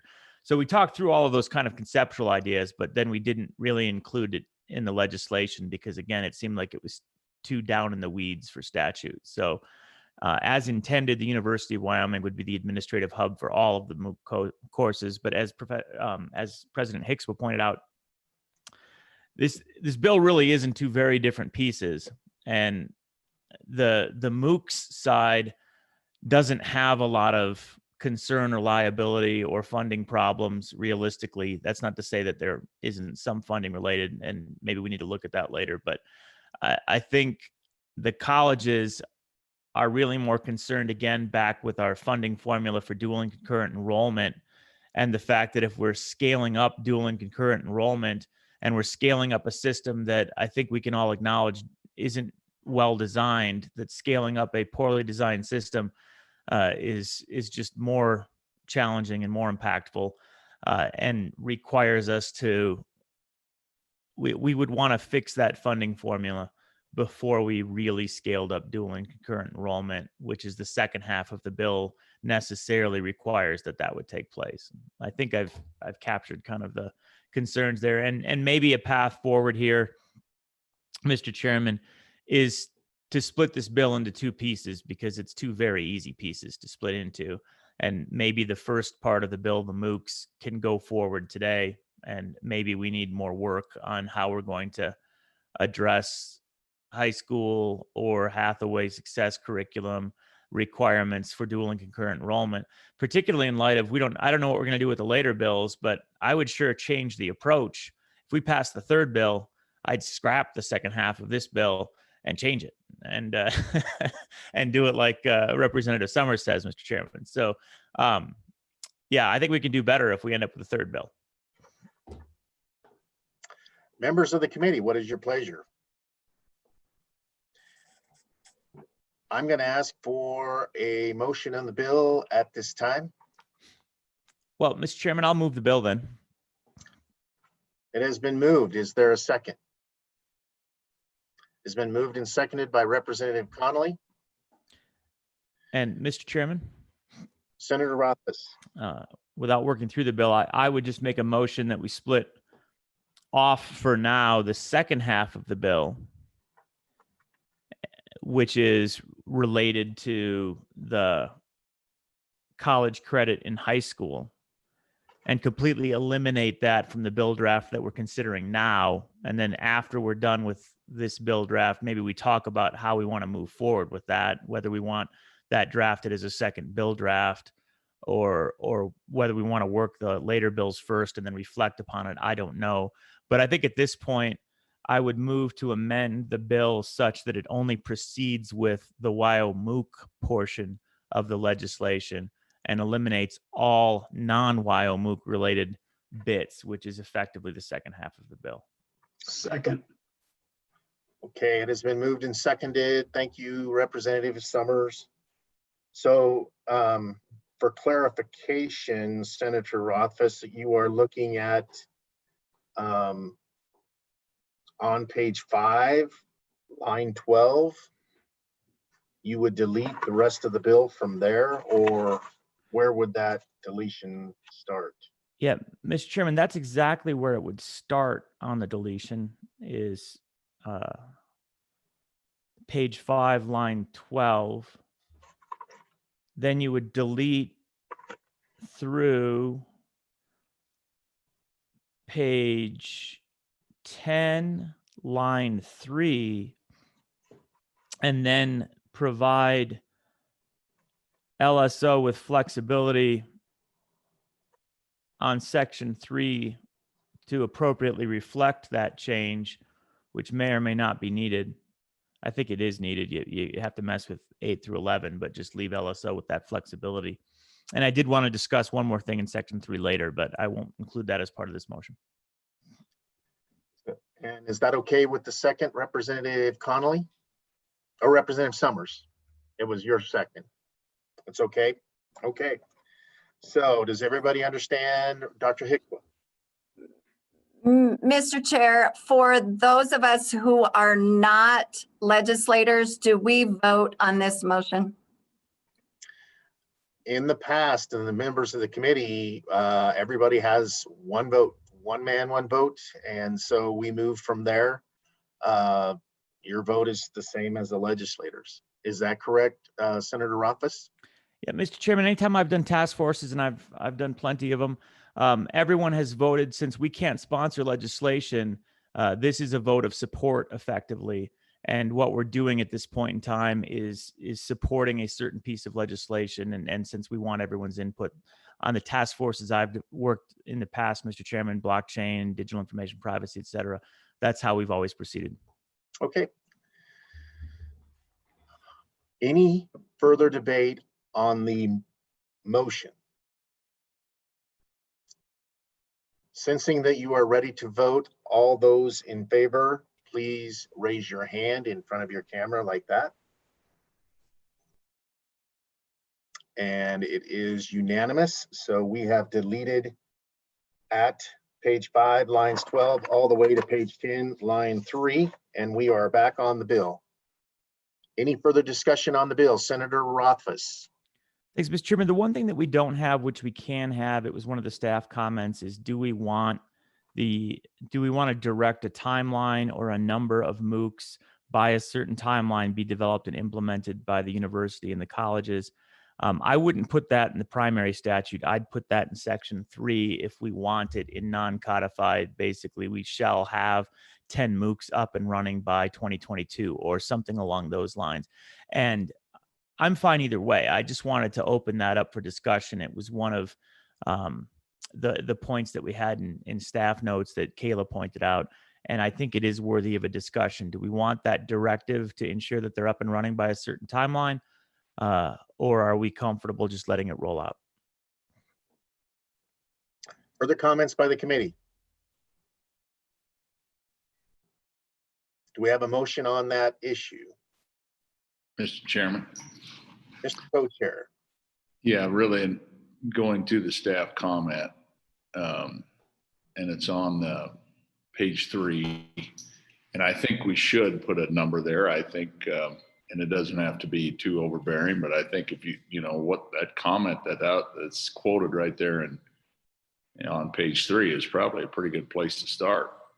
10 open courses by 25, 26, I think sounds reasonable. So I'd make that motion, Mr. Speaker. I'd make motion. We take that as a motion and it has been seconded by Representative Summers. Comments on the motion? Sensing you are ready to vote, all those in favor, please raise your hand. And that has carried. It is unanimous. We are back on the bill. Representative Summers. Mr. Chairman, this is more of a question to Senator Rothfuss or the work group. Is it clear in here that the University of Wyoming will be administering this? I mean, I think Senator Rothfuss talked about, do we want to get in the weeds? You know, I want an explanation at least where it sits now in the bill of administration, because I read that it says the university in conjunction with the commission shall administer. So I don't know what that means. I don't know if that means the university shall administer with the support of, so I think that needs to be more clearly drafted, maybe if it's, at least for me to understand. So that's my question to the subcommittee or Ms. Spencer, like who owns this if we pass?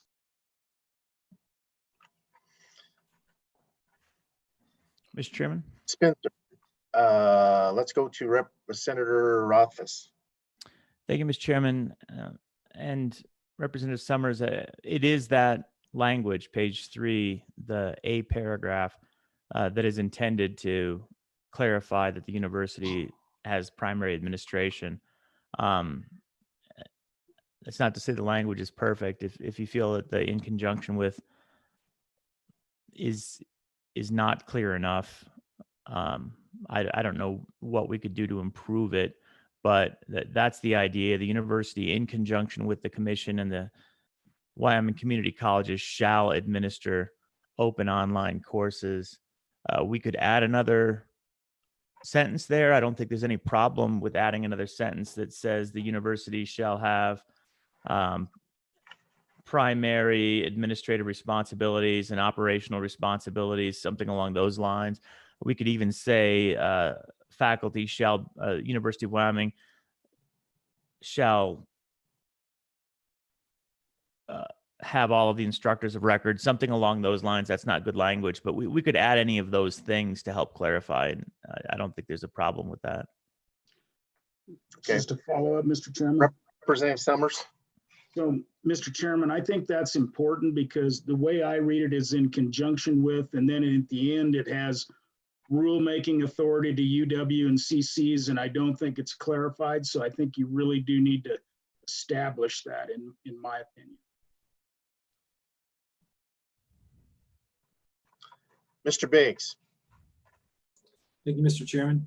To follow up on that, page 5, line 7 extends some degree of what we're talking about in terms of defining what it is or the role that the university would have. I don't know if that comes into play as well, as far as whether it's combined with the language further up in the document or reinforces it that we add to that particular item. That it struck me when I read this that those two, I think the first time it's mentioned, it's quite clear that the university is the lead.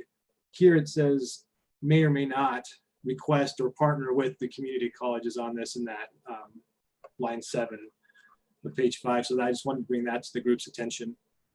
And then I had a follow-up question as well, but I'll hold off on comment. Okay, thank you, Mr. Biggs. Just real quick, members of the committee, I have a doctor's appointment at 10:30, and so I'm going to turn over the chairmanship to Mr. Co-Chair, Speaker Harshman, and I will be back, probably within the hour. Mr. Co-Chair. Okay, thank you, Mr. Chairman. We'll see you in a few minutes. Okay, any further discussion then? I think Senator Schuler. Thank you, Mr. Co-Chair. Yeah, I had the same, to piggyback on Mr. Biggs, I had the same issue when I read through this the first time or second time around. I had mentioned on page 5 that I thought maybe we should delete the required, where it says, the university may require or request the assistance. And again, I think if we're going to put it strictly in the hands of UW, I think maybe we should delete require and just put the university may request the assistance of any Wyoming community college. I don't know if anybody else feels as strongly as I do on that, but. Okay, very good. Okay, so any, as we work through this bill, and let's just, I'm just gonna back up a minute, and I'm trying to see all of you. I'm just working off one screen today, so it's a little trying to, so be patient with me and just shout at me if I don't see your request. Okay, so we've, as we work through this, I'm gonna start working them by page, and then we can work these amendments. So, and I would say that LSO will have a little, we'll have to adjust the title as well on page 1. But on page 2, then, are there any other amendments on this? Representative Conley. Yeah, thank you, Mr. Chairman. Page 2, line 9, I'd like to delete, or I move to delete school library access, given our previous discussion, just to assure that if open access materials are only available through a library, that students have that access. Okay, it's been seconded by Senator Rothfuss. Any further discussion? All those in favor of the motion, then please raise your hand. Okay, and that motion is passed unanimously. Okay, are there any other amendments on page 2? I'll just pause a minute and make sure everybody, I wanted to bring up the staff comment about free and or low cost. And our Constitution says free as possible. And I would like to, I don't know if somebody's thought that through, how we could put that in there. So I'd like to entertain that. Senator Rothfuss.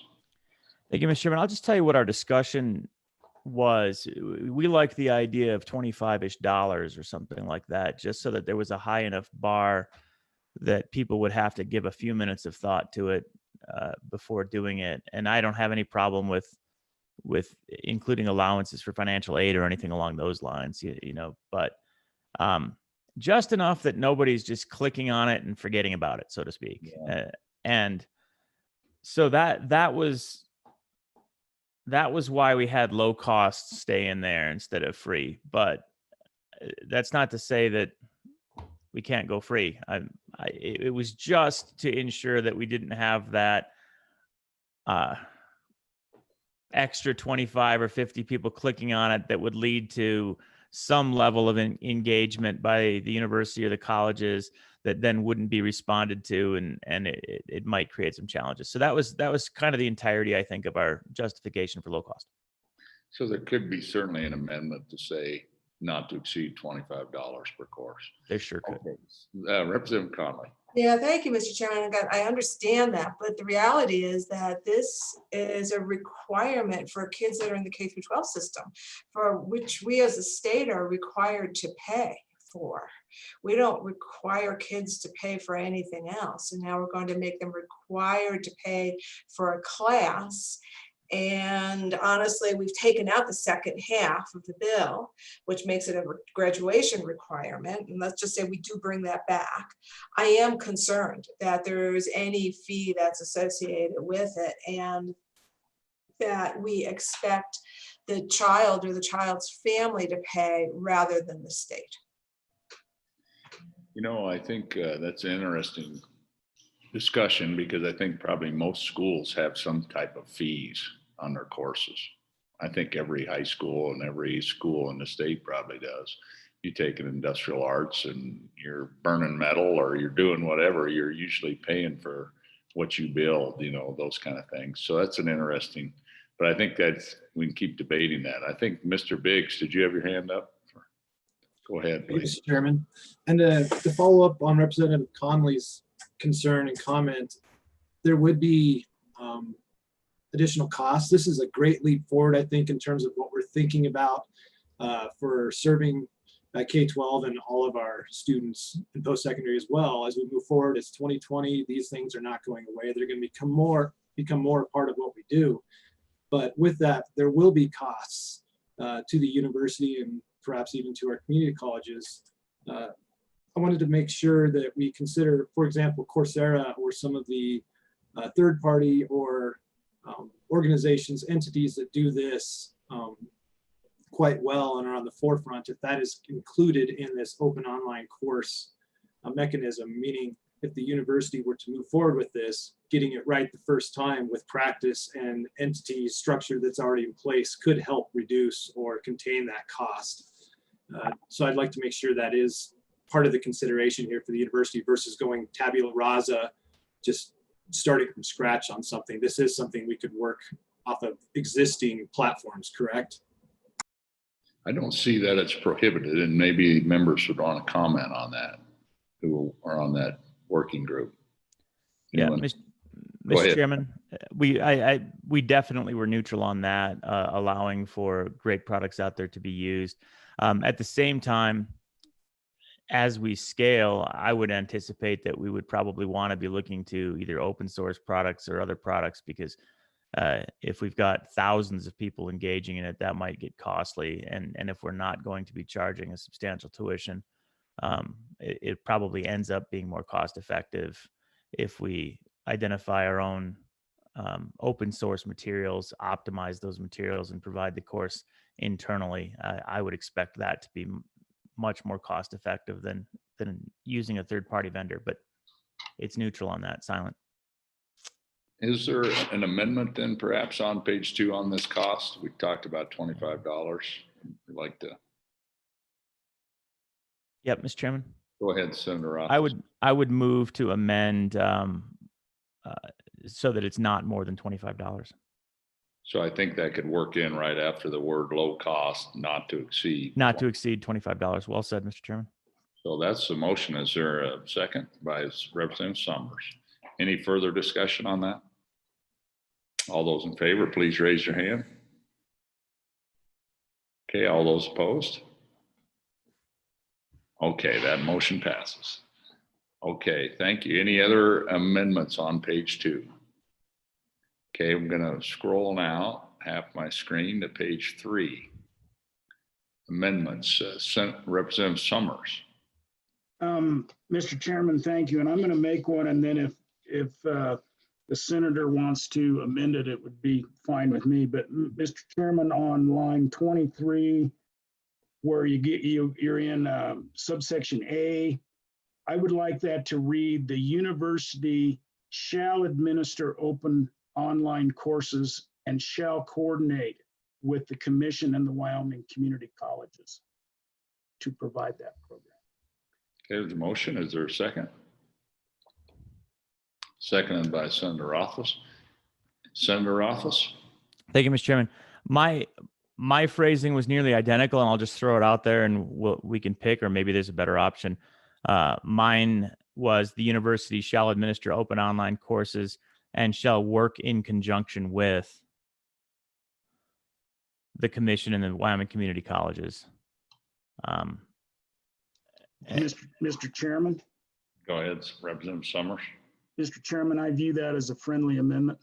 Okay, and staff, everybody has that, assuming, and Kayla and Ted, and okay, very good. Discussion, Representative Conley. Yeah, thank you, Mr. Chairman. And I'm curious what kind of both the bringers of the amendment imagine happening that would be different than simply removing that clause entirely and just making it clean. I'm not sure what it means to be responsible for administration, but then to coordinate with another body. The university always has the opportunity to consult with, coordinate, but so I'm just unclear, why not just get rid of the clause? Okay, Senator Rothfuss and then Representative Summers. Thank you, Mr. Chairman. Representative Connolly, I want it to happen as opposed to make it optional. I want, that's why I said and shall work in conjunction with or the commission and the Wyoming community colleges, because I think it's a much stronger system if it's all of the colleges and the university working together, even if it's administered out of the university as the logistical entity. And when we talked about it, that was certainly the vision we had, was everyone working together and really having faculty all over the state and having courses potentially led. We even talked about the idea of each college is responsible for being kind of the prime lead on one of the courses in terms of the instructional side of it, as a great way to do it, even though it would still be an instructor of record at the university and operated by the university, because we've got the infrastructure at the university to do it.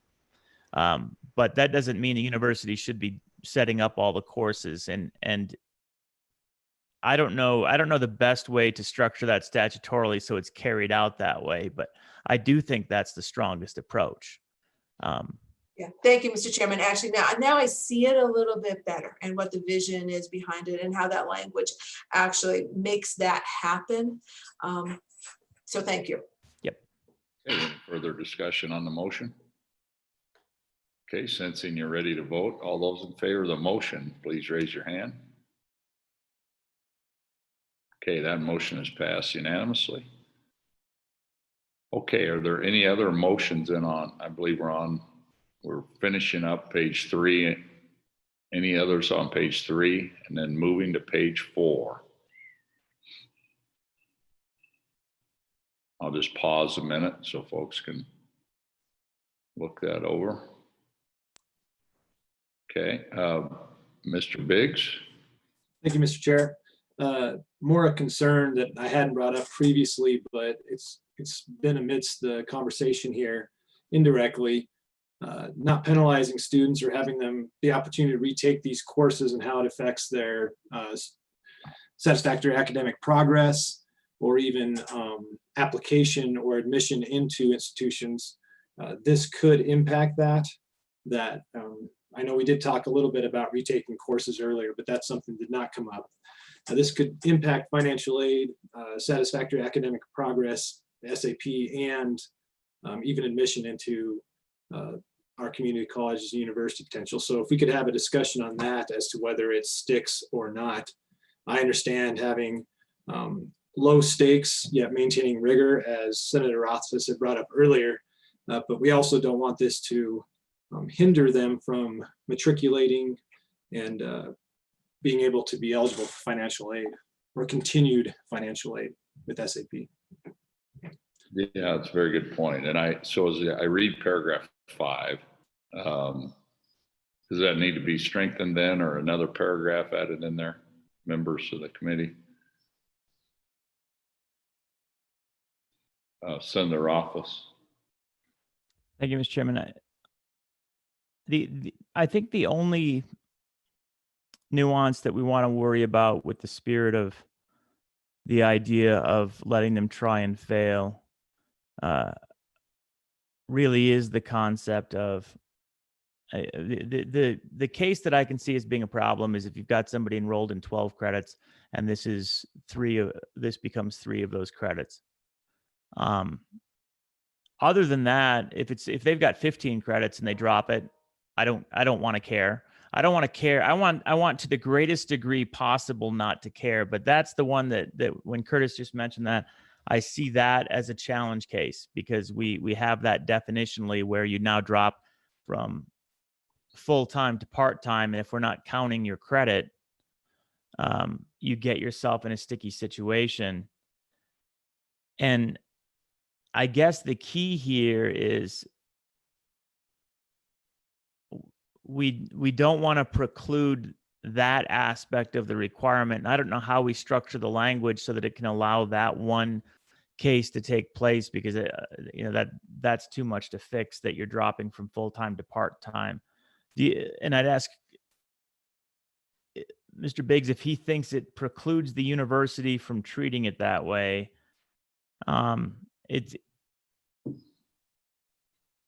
And maybe it does, because it's pretty explicit there.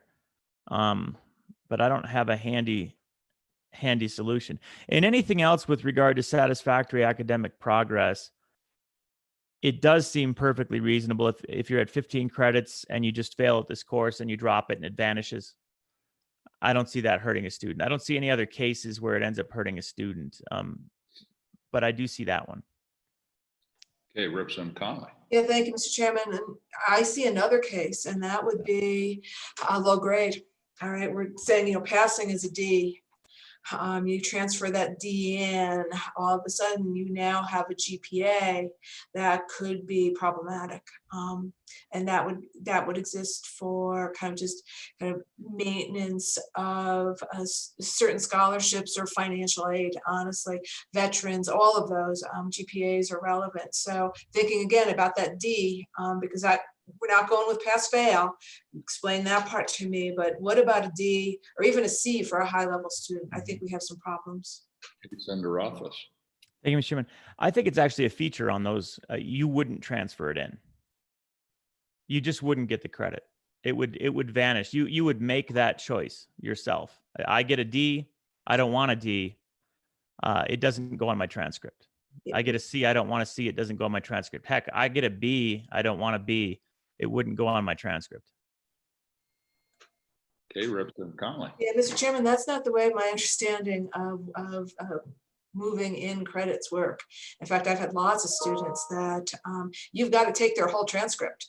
They don't get to pick and choose which of those classes count. A transcript is a transcript is a transcript, and that's the reality. I think those are internal rules at the university, but again, they don't get to choose. It is part of their transcript. Okay, Senator Rothfuss. Thanks, Mr. Chairman. It's intended that you get to choose on this. So if it doesn't say that, we can make it say that. I mean, the intent is for this to be handled differently, treated differently, and to allow you to engage in a risky educational proposition, we'll say, without having to absorb the liability there. For example, the D is a great scenario with this, where I think I'm good. I think I know what I'm doing when I go into this geometry class or whatever it is, and I'm willing to take this course. And it turns out, no, I need a lot more than I have to offer. The language about dropping it without risk is really what I would expect. But if they conclude it and get a low grade, I don't think it covers that. I think Representative Connolly's right that I was thinking you'd drop it, but if you get to the point where your final is what screws you up, and all of a sudden you've got credit and it's a D, we might not have that covered, where you can opt to have it included on your transcript or not. And I think that's just generally what we always want, is that you can opt to have it included in your transcript or not. And maybe that even takes care of the full-time, if we phrase it that way, or part-time, because you're still taking the course. Somebody could game that a little bit, though, I guess. I guess you could stack up a few of these courses to get yourself full-time, and that would be a little bit of a challenge. I don't know how we handle that, but I do think that we can address Representative Connolly's concerns by making it clear that you can opt out of including your grade on your grade and credit on your transcript by adding a new Romanette. Okay, any further discussion on that? Is there a motion on that then?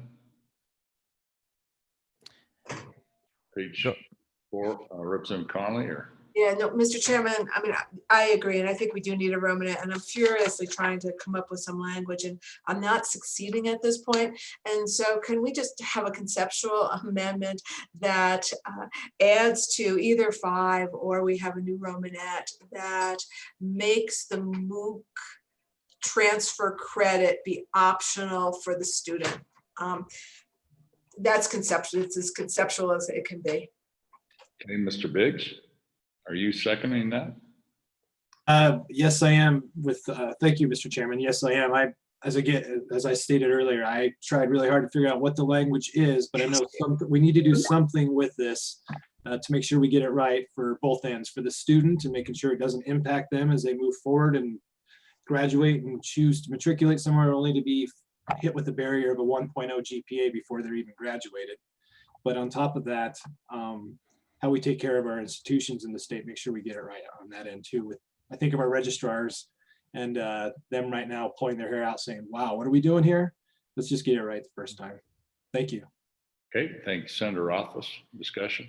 Mr. Chairman, I definitely support this amendment. And incidentally, I'll just note, I see that there's 2 Romanet 7s when you look at page 5. So one of those will need to be an 8, but this would then be the Romanet 9. And Mr. Chairman, I do see that we do the same thing in other areas to some degree. For example, if you get AP credit, you don't necessarily have to buy that credit. Most people tend to buy that credit, but you don't have to do that. So we've got circumstances where you can voluntarily transfer in your credit. The grade is a little bit different, and that's novel, but I think we need to make it so that it is fully the choice of the student whether they want the credit and the grade acknowledged on the transcript. Okay. Any further? And I think the amendment states that, right? Yep. The concept does. I think it, as I recall, that states that. Okay. Are there any further discussions?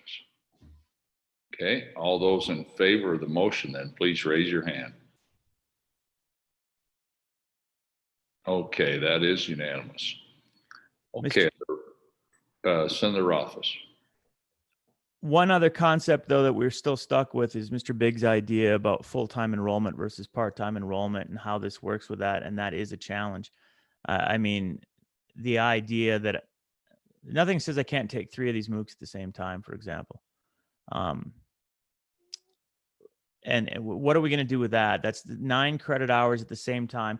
They're open-ended in terms of timeline. We tried to be flexible on that, but we know that President Hickswell will note that it's challenging to have fully open-ended, so we probably have to have some structure in terms of time frame from the Higher Learning Commission. We would need something there. But the idea that you're enrolled in a few of these, we might want to say that it doesn't, these courses do not count towards full-time enrollment at a university or college. And I don't know whether that's a good choice or not, but we could say that. That solves the problem. I don't know what else solves the problem, but I think we have to solve that problem. It's a very legitimate problem that we need to address. Any other ideas or comments? Mr. Biggs? Thank you, Mr. Chair and Senator Rothfuss. With dual credit options, whether it's concurrent enrollment, dual enrollment, AP, IB, and in this case, we'll have to come up with a really cool name for this open online courses that we're offering to our students here in the Equality State. Wyoming. That was Wyoming Harshman. Yeah. So they are non-degree seeking students when they apply, high school students when they apply, and they're not applying to be admitted into the institutions at any of our 7 community colleges or the university when they apply to or complete an enrollment form for dual credit program or post-secondary options.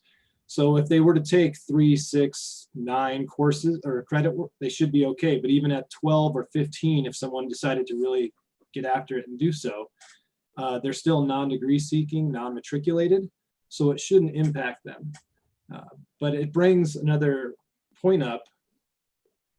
Would this be available? Would these MOOCs be available to students that have graduated and are now enrolled in our institutions? We didn't even talk about that, and maybe a discussion for a later time, but Senator Rothfuss, you just sparked that question in my mind. Thank you. Senator Rothfuss. Thank you, Mr. Chairman. These are, in our discussion, these are intended for any Wyoming person, anyone in Wyoming, at any point. You 75 years old, you just wanted to learn calculus, or 12 years old, you just wanted to learn calculus, or anywhere in between, and we need to be able to appropriately manage that. So I can see this would be a great vehicle for somebody that's at the university that wants to do if we do government politics and they want to do it in the summer and they want to do it from home and they just want to kick it out, for example. And that's one that we end up as a MOOC. It's a great solution for those individuals too. So I do see where we have to find a way to deal with that, where you've got somebody who's enrolled in one of these courses at the same time that they've got 12, 15, 18 credit hours at the university or at one of the colleges, and how we contend with that. I think we need a remedy. President Hickswell. Mr. Chair, I'm just thinking out loud here, but the way that AP works is that students take a test and they can choose whether or not to submit it to the college or not. That might be a good system for these MOOCs, that they're not offered for credit for full-time or non-degree or degree, but they're like an AP-ish kind of module that students can take them, and if they get a grade that they're good with, then they can submit them. Then we wouldn't have the full-time, part-time issue, but then we also wouldn't have the grade issue that we talked about a little bit ago. But in saying that, I have no idea for language changes as we're working the bill, and maybe that's something conceptual as well that we refine a little bit. I would need to do a little more research. I am not up on AP now that I'm not an academic advisor anymore. So I would need some more information of how that might even work conceptually. And again, I'm just thinking out loud. I don't know if it would work. Okay, any further discussion? Senator Rothfuss. Thank you, Mr. Chairman. When you look at how we've structured these and we say it's self-paced, for example, administered entirely online, and while we're recognizing it for credit, there really isn't an anticipation that it is synchronous with a semester. It really is very much asynchronous intention. And then the Romanet 7 that we had there included allow for competency-based instruction, for example. it really isn't designed to be something that counts towards your standard enrolled classes and in your enrollment. And so maybe it is appropriate, not perfect, but it definitely, it's logistically consistent. If we say that it's not counting towards your full-time enrollment or your enrollment credits or whatever the appropriate term of art is there, that this doesn't count. And I'd ask Mr. Biggs, maybe he's got an idea on how we could phrase that.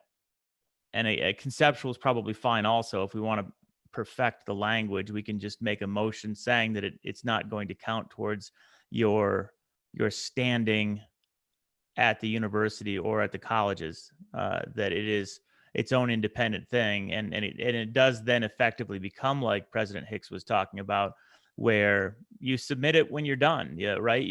You're happy with it, and so you push go at the end of it, and it sends results to the university or one of the colleges, and you get your credit.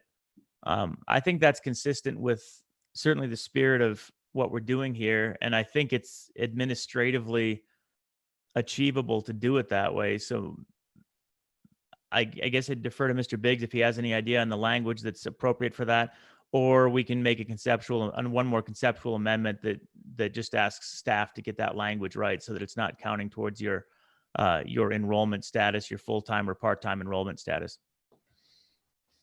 Okay, President Hickswaw, and then Mr. Biggs. Mr. Chair, and I don't want to supersede Mr. Biggs, so if he has, if you want to contradict me, Curtis, go ahead. I like Senator Rothfuss's idea of standing. I think that's general enough language that it will not affect your standing at the university or the college. And I think that's generic enough that we can work with that both at the university side and the college side. Mr. Biggs, I defer to you, though. You're more of an expert on this. Okay, Mr. Biggs. Thank you, Mr. Chair, and President Hickswaw and Senator Rothfuss. I think I don't have the silver bullet here either today in terms of exactly what the language is, but I'd be happy to work with the particular subcommittee that is still managing the language in this bill. I think of stackable credentials as a big possibility here too, and we're talking 2 or 3 of these MOOCs, there we go, made it official, to count toward credit hours, something like that. So there's a lot of potential here. I love the idea of where we're going with this bill, but I don't have an exact way to get the language right, even retroactively or determining exactly if the credit will go on the transcript.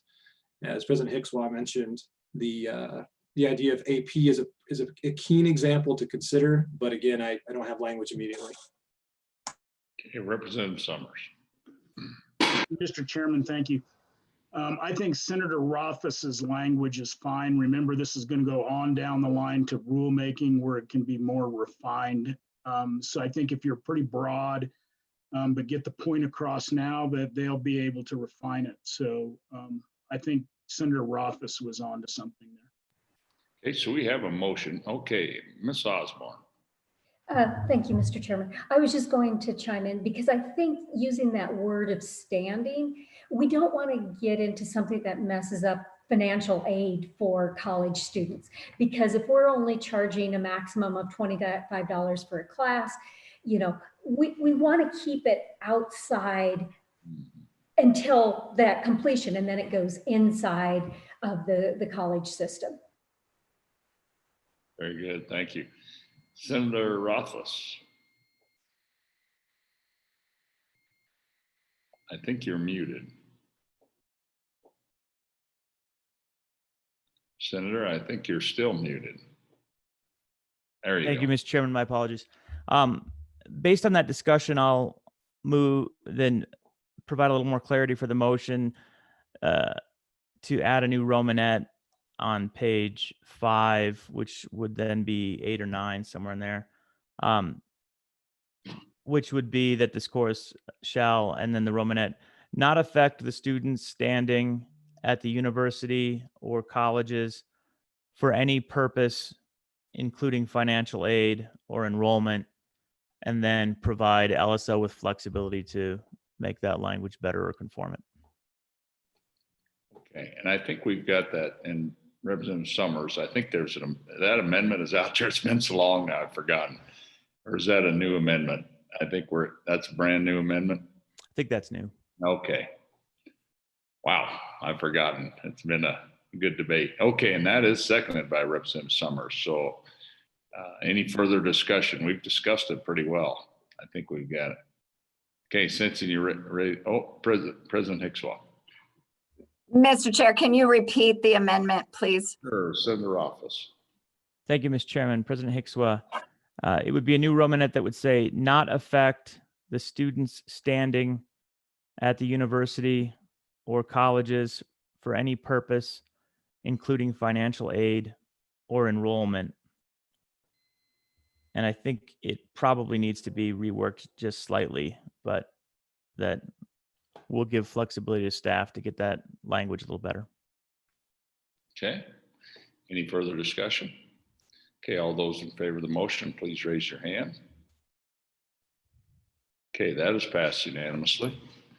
Okay, any further amendments? And I believe that'll basically take care of the bill. That takes us to that deleted section 2. Are there any other amendments? Representative Conley. Yeah, thank you, Mr. Chairman. Page 5, line 7, delete require or from previous discussions.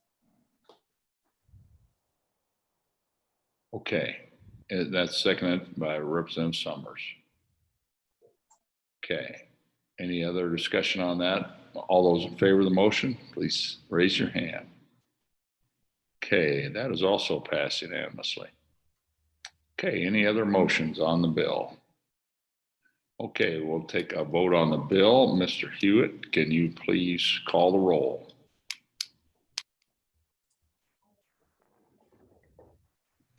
Mr. Chairman, so this is a motion on 21 LSO 52 to continue it to the next meeting. Is that right, Mr. Chairman? That is, yeah.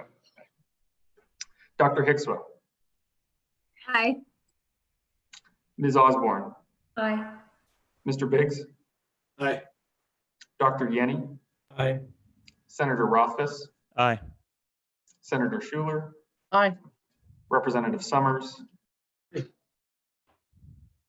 Aye. Sorry, Representative Summers. That was an aye? Okay. Representative Connolly. Aye. Co-Chairman Wasserberger. Excused. Excuse me, I'm sorry. And Speaker Harshman. Aye. Okay, very good. And folks who are out there watching too, we appreciate, as we move forward, help and input and all those things. It's going to be really important as we move forward. And so, okay, members, it's 10:56. I'd like to take a short break. How about we take a 10-minute break, come back a little after 5 after the hour. We'll work till lunch and take a lunch break then and just see how far we get. We'll finish certainly today, but we'll just keep plugging. So we'll see you all in about 10 minutes or so. If you could just mute your mic and stop your video. Thank you.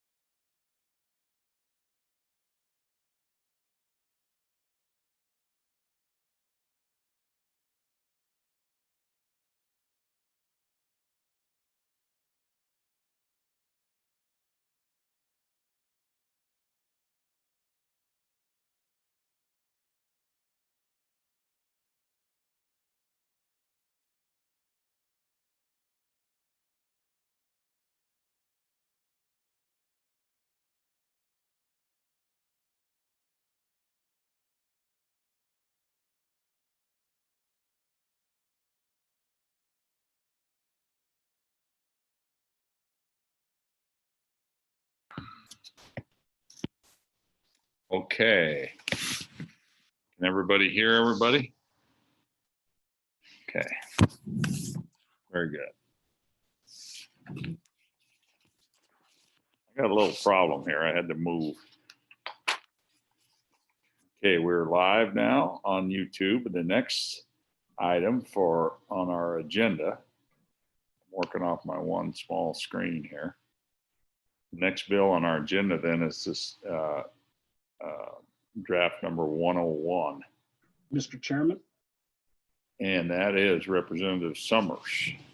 Mr. Chairman, just a note, we did blow by the second half of 52. We stripped it out. Right. So my question to the committee, is there any appetite for, making another bill out of that second half of 52, only making it an incentive, and let's say adding $100 to the various levels of the Hathaway for completion of, you could do X number of credits or whatever, up to I guess I'm just asking the committee that. I think it's something we're thinking about. I think probably the Hathaway I assume we could probably handle that. So just food for thought, committee. Well, I think, Mr. Chairman, I like the idea of the carrot. I think we were all like that. And I think maybe we'll come back to that at the end. Work these next two bills, and then that'll be a pretty easy kind of bill draft to work on. Okay, Senator Rothfuss. I think you're muted, Senator. Oh, Mr. Chairman, I was just saying, yeah, thumbs up to what you were saying. Okay, perfect. Let's do that later. So let's just talk about now that move on to this next draft number 101. And Mr. Hewitt, are you going to take us through that, or Representative Summers? Mr. Chairman, I'm going to let Mr. Hewitt take us through it, but this was a work product that Dr. Hickswa worked with me and Joe worked with me, and I can't remember Dr. Hickswa. Do you remember who else? Was it just us, or Ted maybe has notes on that? And then I made some executive decisions at the end to finish the bill up. Okay. Go ahead, Mr. Hewitt.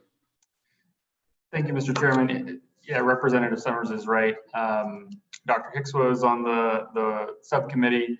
Mr. Biggs, Senator Schuler, Senator Wasserberger were on there, and President Schaefer at LCCC and LCCC staff worked on this as well. And the basic task of the subcommittee was to rework the Provisional Opportunity Scholarship. And you'll see the culmination of that work in 21 LSO 101, Working Draft 0.6. And in the bill title on page 1 and the staff comment on page 2, you can see what the bill draft does. And it does three main things. First, it creates a new Hathaway scholarship for those who are 24 years of age or older. Second, it amends the Opportunity Scholarship by increasing the scholarship award, increasing the high school GPA requirement to be eligible for the scholarship.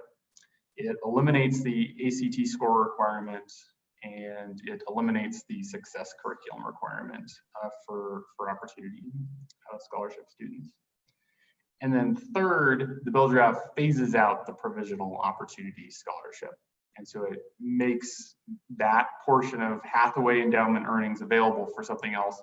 And that money is very roughly directed at the new scholarship for those 24 years of age or older. So getting into the bill on page 2, section 1 creates 2116-1313, which creates the Hathaway Adult Promise Scholarship. And on page 3 at the top, subsection B lays out the initial eligibility requirements for students to be able to earn this scholarship. And so there are 4 initial eligibility requirements. You can see paragraph 1, students are required to meet the criteria established in 2116-1303 And this is the general eligibility criteria for Hathaway scholarships. Some of these eligibility requirements are amended later on in the bill, and we'll take a look at those one by one. But other eligibility requirements for Hathaway are not amended, and therefore they're not in the bill, but they would still apply to these students. And those include things like students have to be a US citizen or an eligible non-citizen under federal Title IV. Students have to meet selective service requirements. They can't be in default or owe a refund on a federal financial aid. They can't be incarcerated, and they can't have been convicted of a felony, though there are exceptions to that last requirement. So that's paragraph 1 on line 5 on page 3. On line 8 on page 3, students must be 24 years of age or older. Paragraph 3 requires that students be a resident of Wyoming for 3 years immediately preceding the time of application.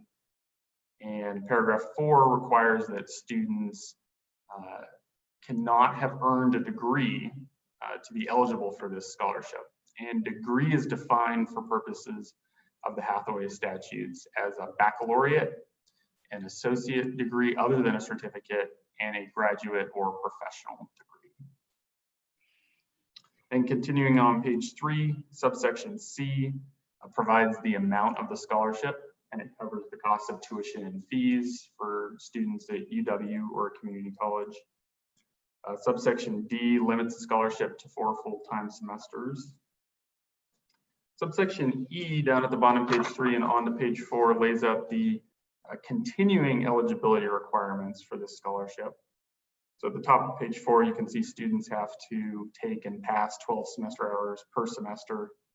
They have to maintain a GPA of 2.5, and they have to maintain continuous enrollment for 2 semesters in each successive academic year. Subsection F on page 4 starts on line 15, provides that if a student doesn't meet these continuing eligibility requirements, then they become ineligible for the scholarship. But if they can show for good cause why they weren't able to meet a continuing eligibility requirement, then they can have their eligibility restored. Moving on to page 5 in subsection G, the draft begins to get into how these scholarships are funded.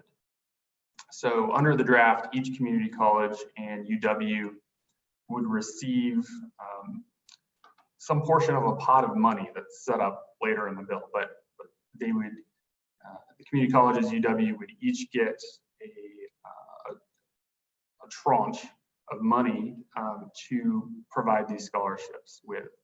And what determines what each school gets is based on their student population.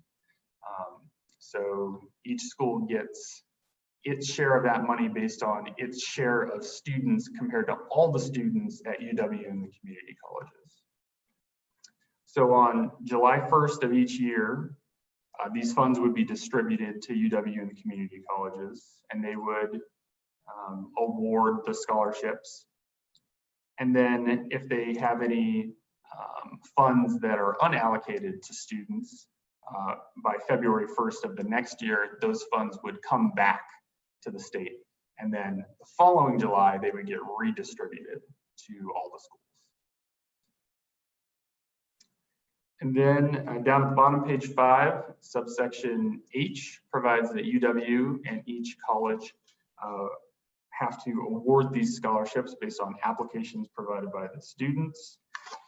The institutions are granted discretion in providing these scholarships. So this is a big departure from existing Hathaway scholarships, which, if a student meets the requirements of a merit-based scholarship, they get it. This is not the case. The schools will have discretion to grant these. And the limiting factor is the amount of money that each school receives.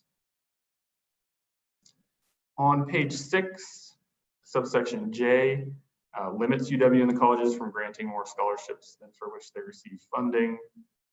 And subsection K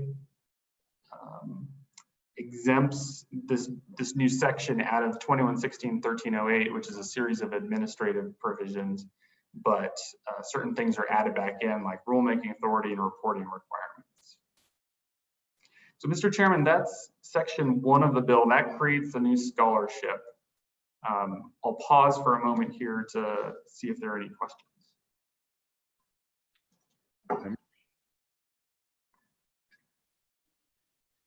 Okay, I don't see any questions, so please continue.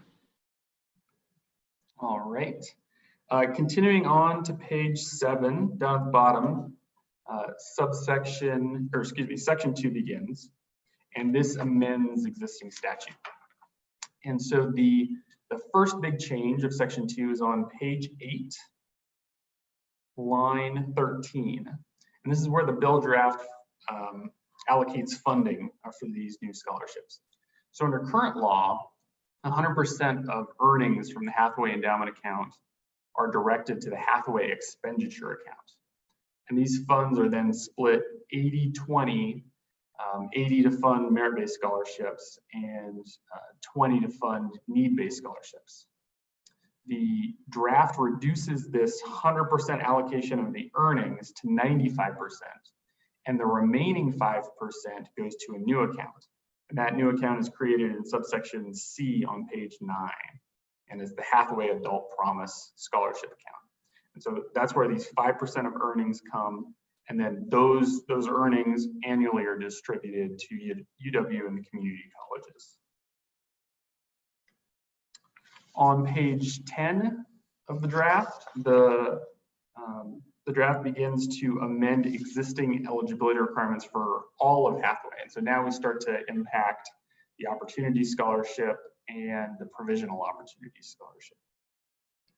So paragraph 2, starting on line 7 on page 10, requires students to satisfy the success curriculum to earn the honor, performance, or opportunity scholarships. So this is amended so only honor and performance scholarship students have to pass the success curriculum.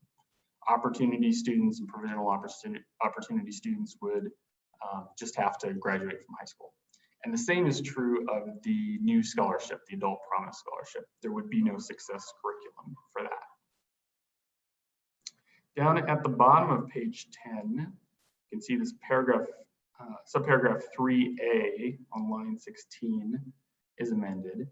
And this addition, this exception allows students to earn the Adult Promise Scholarship without having graduated from a Wyoming high school, which is an existing requirement for Hathaway scholarship students currently. And then similarly, line 5 on page 11, that subparagraph has a requirement that students start using their Hathaway scholarship within 4 years of high school graduation. And so an exception is provided to students for this new scholarship who are at the age 24 years or older. And so they're going to be starting college in a lot of cases much later than 4 years after their high school graduation date. Lines 15 through 18 on page 11 impose a FAFSA filing requirement on Hathaway students. So that would apply to everyone, including the Adult Promise students. And then down at the bottom of 11, there's subsection D. And this subsection poses an interesting question.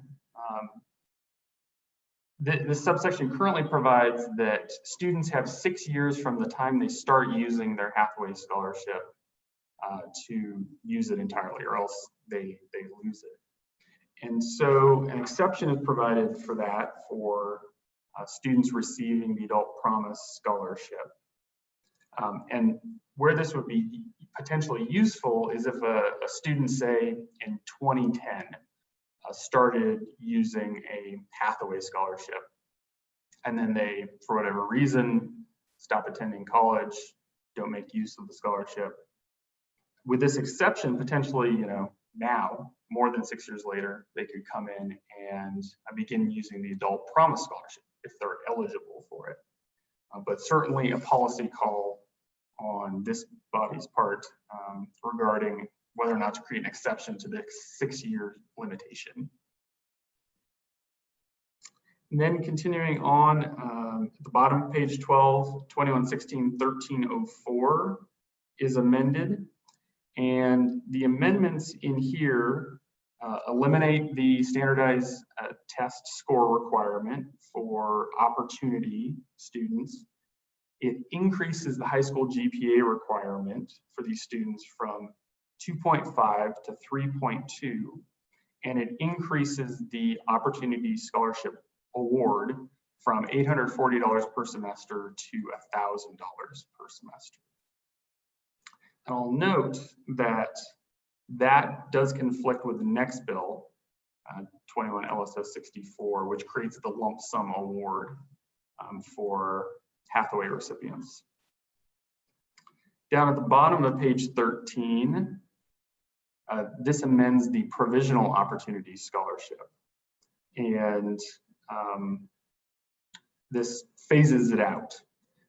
So effective July 1, 2023, no new Hathaway provisional opportunity scholarships are awarded. Students that have a scholarship up to that point could continue to use it, but it is phased out July 1, 2023. And Mr. Chairman, on page 14, I'll note that section 3 provides a effective date of July 1, 2021. And with that, I would be happy to answer any questions on the bill. Okay, Representative Summers. Mr. Chairman, just a few comments, before there's questions. So one, it was a long time ago since the subcommittee met, so I'm going to rely on Dr. Hickswaw to keep me straight, or Ted to keep me straight.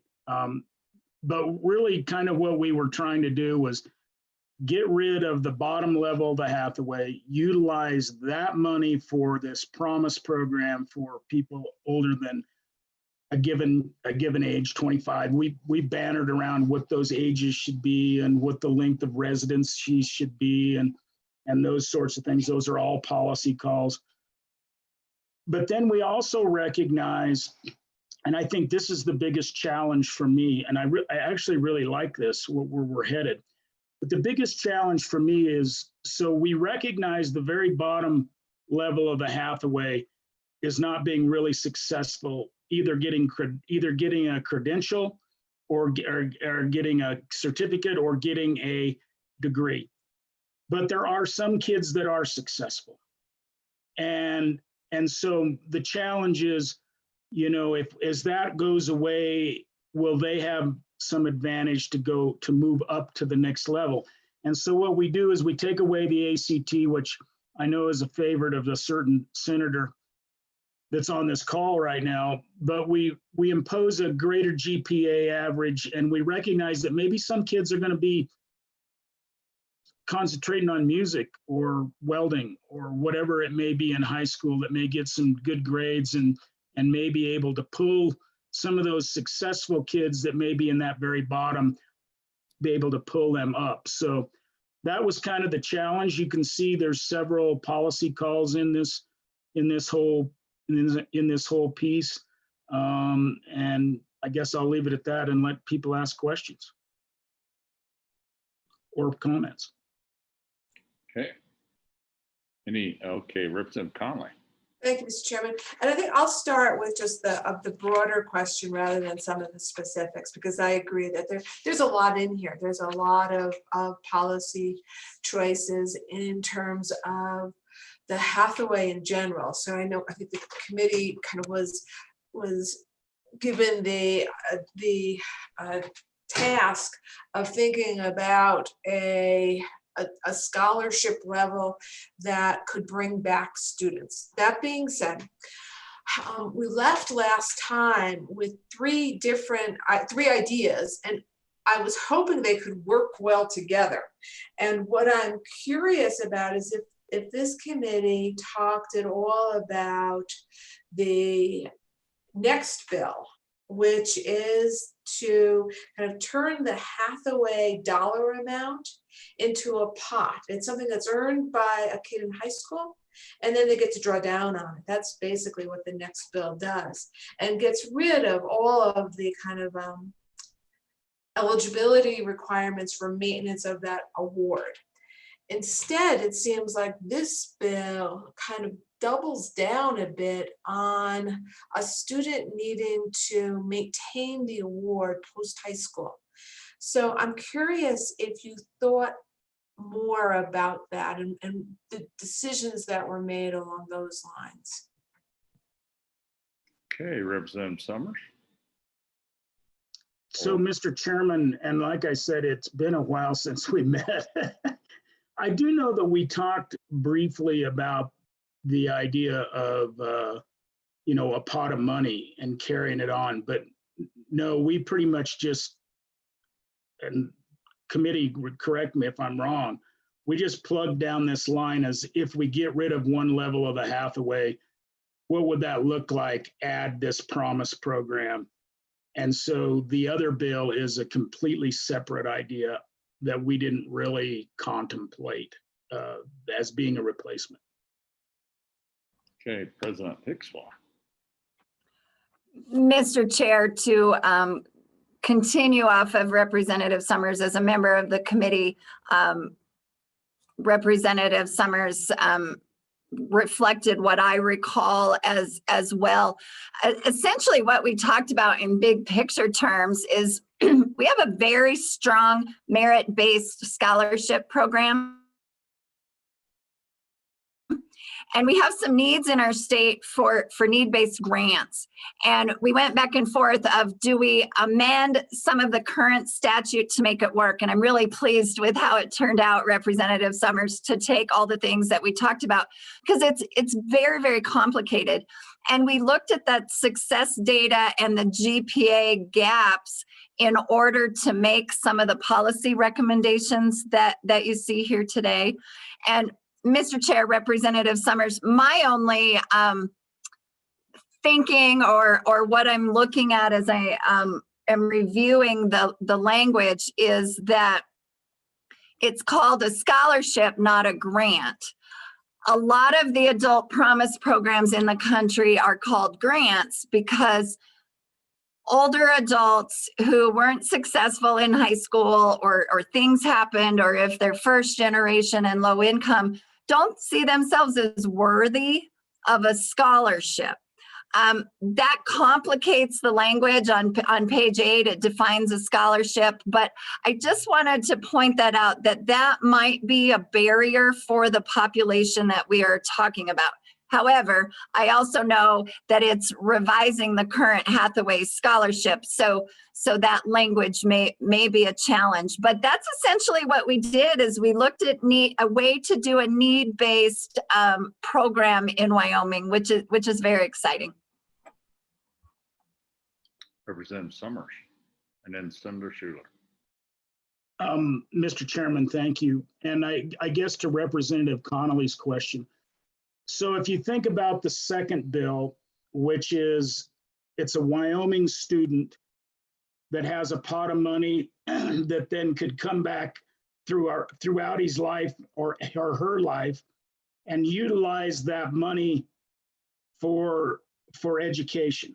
Whereas this takes a pot of money and says, if you're in the state only 3 years, you can access some of this money. It's a very different population if you think about it.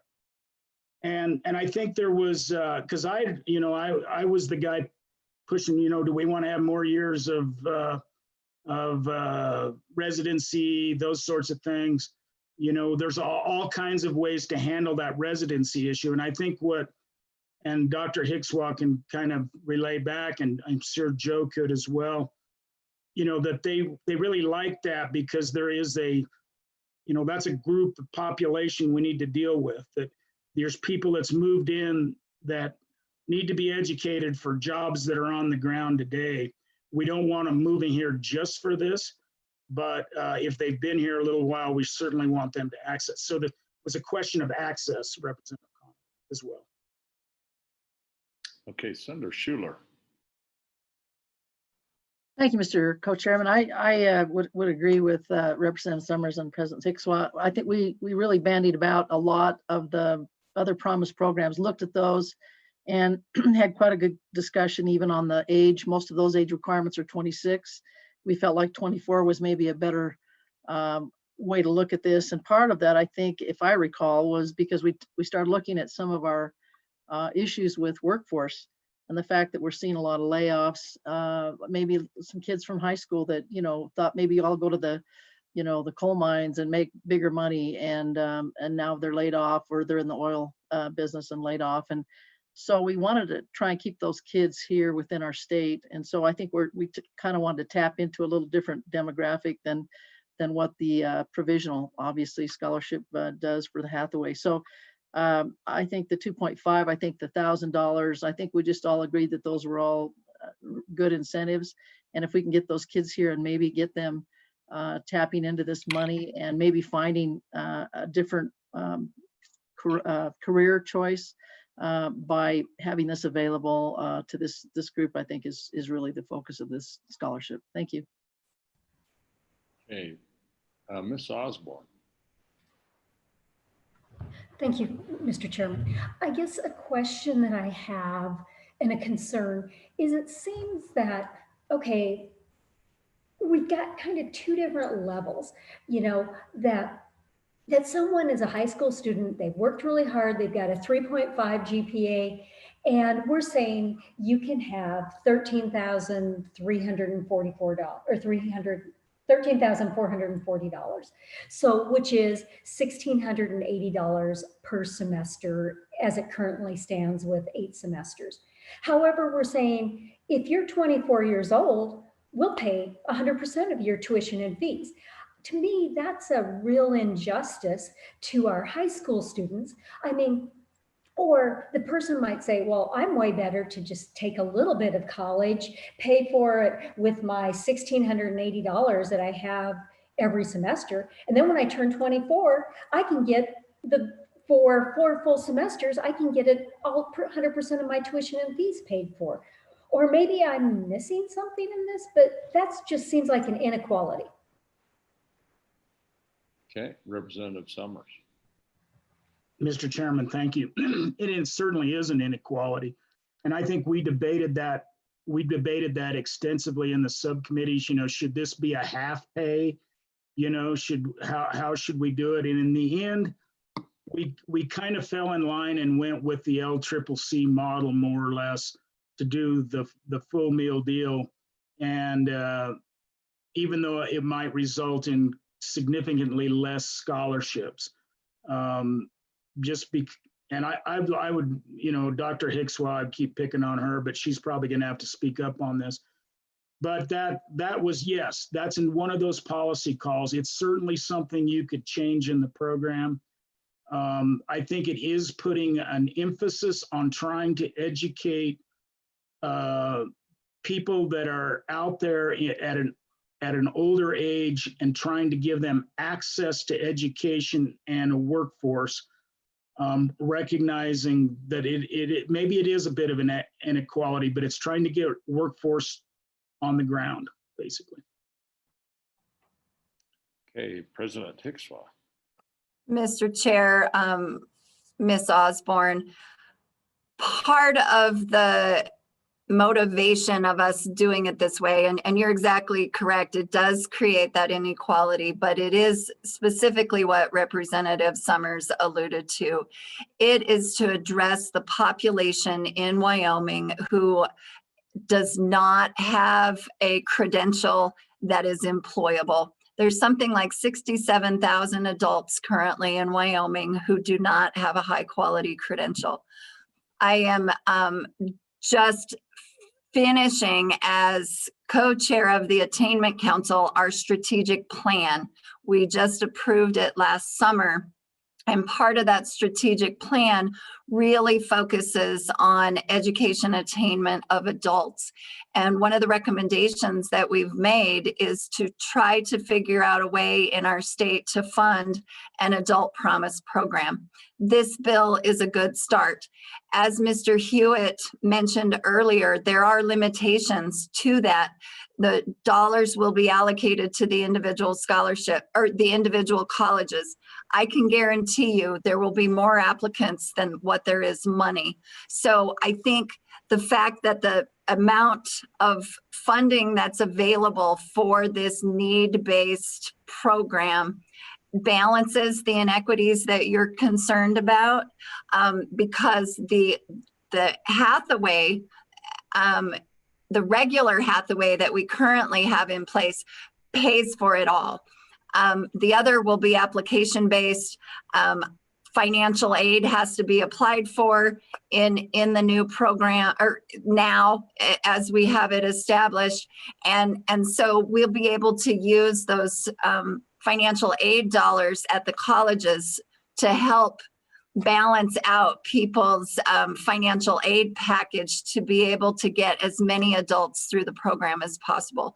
One of the downfalls of this as it's written is that that won't be enough for most adults. In order to pursue higher education, adults also need help for housing and other living expenses. And so this is a really, really good start to address the issues of adult attainment in our state. So I think it's a really good start. And yes, there's those inequities, but the dollar amounts are relatively small.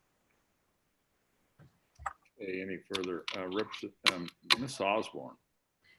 Thank you, Mr. Chairman. Just a follow-up question with Dr. Hickswath and kind of general on this bill proposal with what Elizabeth had said in her memo, that's estimating that it could probably provide 120 scholarships across the state.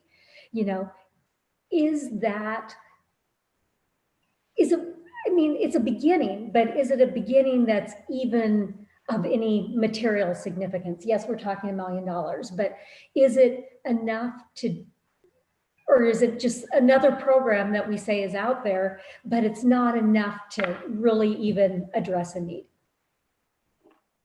Okay, President Hickswath. Mr. Chair, Ms. Osborne, I think it's a great start. We'll see if we implement it, if it'll be enough. We've got to start somewhere. And as Chairman Harshman said, when we very first started our meetings 2 years ago, it's like a New Age Homestead Act for people to have an opportunity. And I would rather give 120 people an opportunity than 0. Okay, Representative Summers. Mr. Chairman, and just another note, that I struggled with the numbers. I could bring Ms. Martineau back in, and so afterwards, her and I had it out, and I finally agreed that probably she's right on the memo. So, but I think we could argue the numbers a little bit.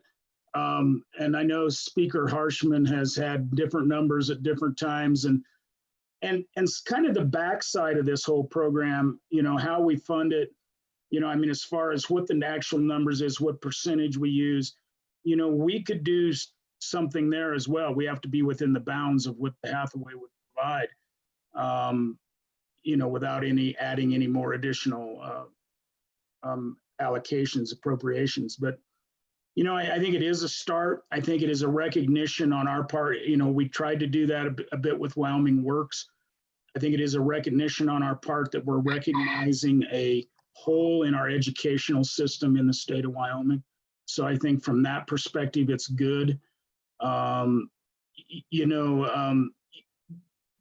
other thing that I struggled with, I'll be honest, but I was outvoted on it, was we didn't set a dollar limit, so it is tuition and fees. And I know there will be an issue with that in the legislature because it's fairly open-ended. But we left that in for discussion purposes. Ultimately, we might have to do something with that. But anyway, thank you, Mr. Chairman.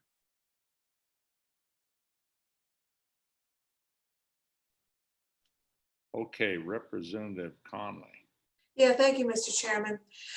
And again, kind of going back to the way that this bill does or doesn't work with the next one, I'm wondering if kind of the committee sees it as a policy choice between the two of them. So what this one does is it gets rid of the provisional opportunity scholarship in order to pay for a new scholarship that can happen when a young adult hits 24. Right? That's basically, and allow them to go to community college and pay for it.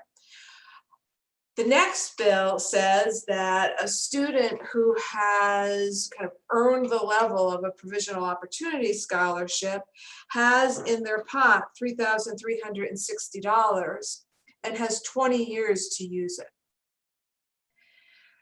So that allows for that student to come back at some point to school between the ages of probably 18 and 38 and draw down from that 3360. We were thinking in our subcommittee that for that young student, well, first for the older student, it does exactly that. It allows them to go away and at 25 or 30, whatever, coming back or after having a couple kids, you still have your pot of money that's there. For the younger kid, what it allows for is, instead of looking at your $800 per semester provisional opportunity scholarship, which in lots of places in the state doesn't even pay for rent for a month, instead what you have is a pot of $3,360. $3,360 could get you a certificate in diesel mechanics, for example. And that's a good thing. Right, that's a good thing. A kid could say, you know what, I'm going to use it and I'm going to blow my wad, right, in 6 months, but I'm going to end up with a high quality certificate.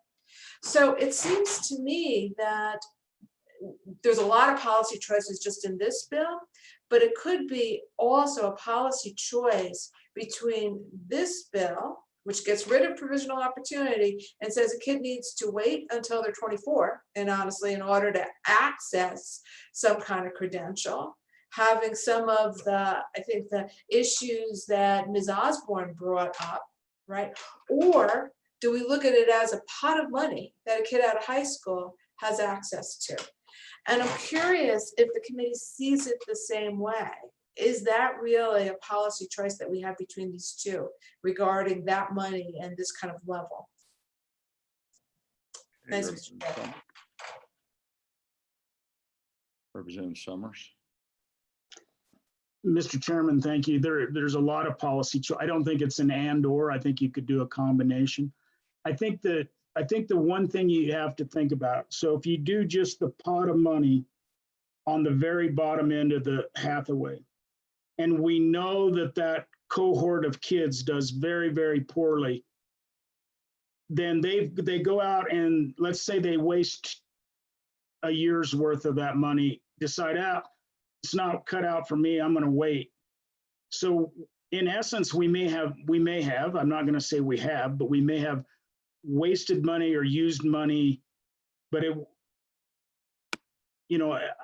I think there's a better way to handle the bottom layer of the Hathaway, regardless, even if you do the pots of money, maybe you still run the bottom layer of the Hathaway through some other mechanism. That's just, I think you could combine, you could do all kinds of things, I think, Representative Connolly. Okay, any further discussion? Okay, public comment. I think we have some folks who have signed up. I think I'm just looking at the list. I think Ms. Johnson and Ms. Taylor. I haven't received any notice of anyone else.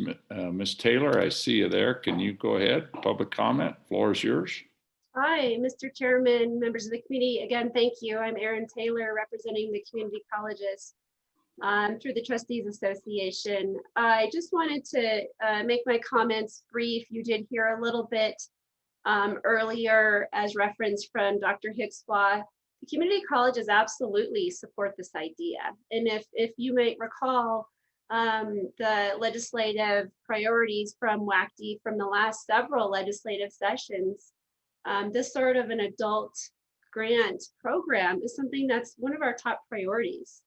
If you look at the higher education attainment goals that were mentioned earlier that have been set for the state and codified by the legislature, there is no way we can meet those higher education attainment goals if we graduate every single high school student in this state right now.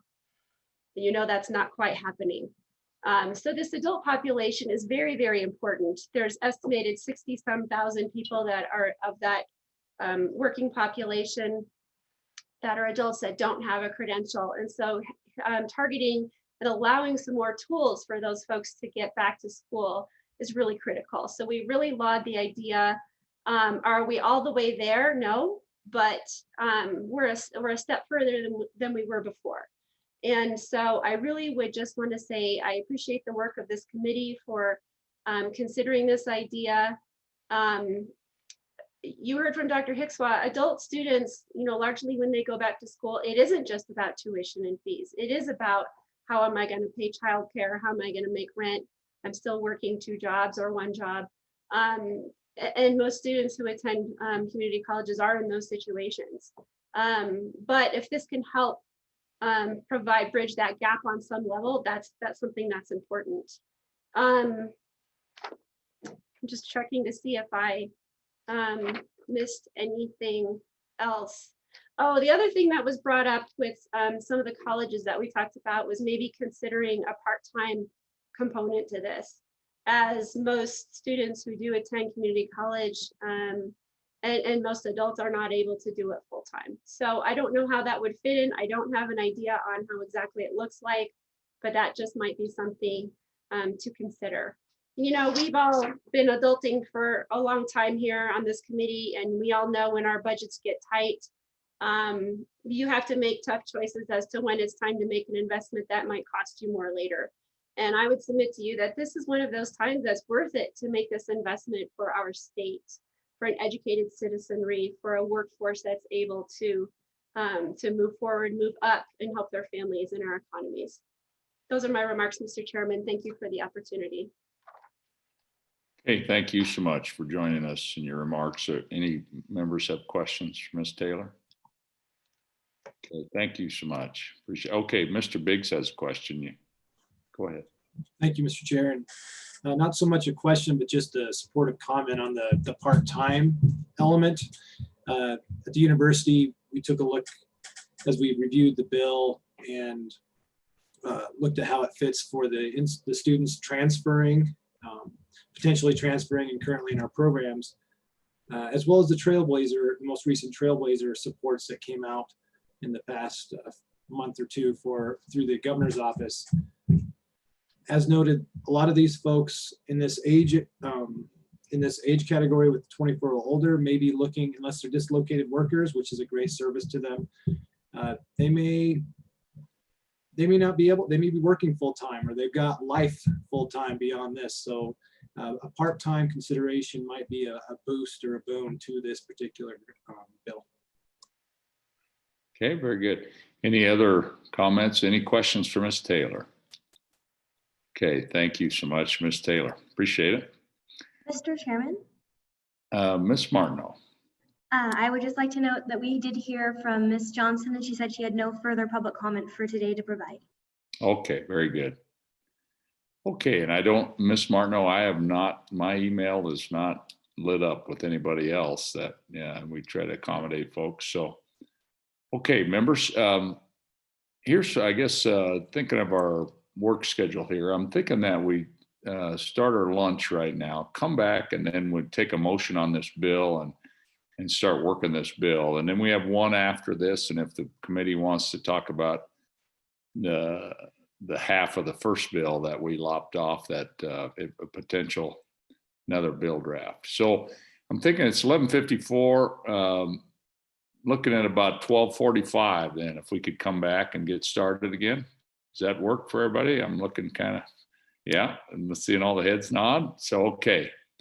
Mr. Co-Chair, and you're back with us, so you'll be back at 12:45 then. Everybody good?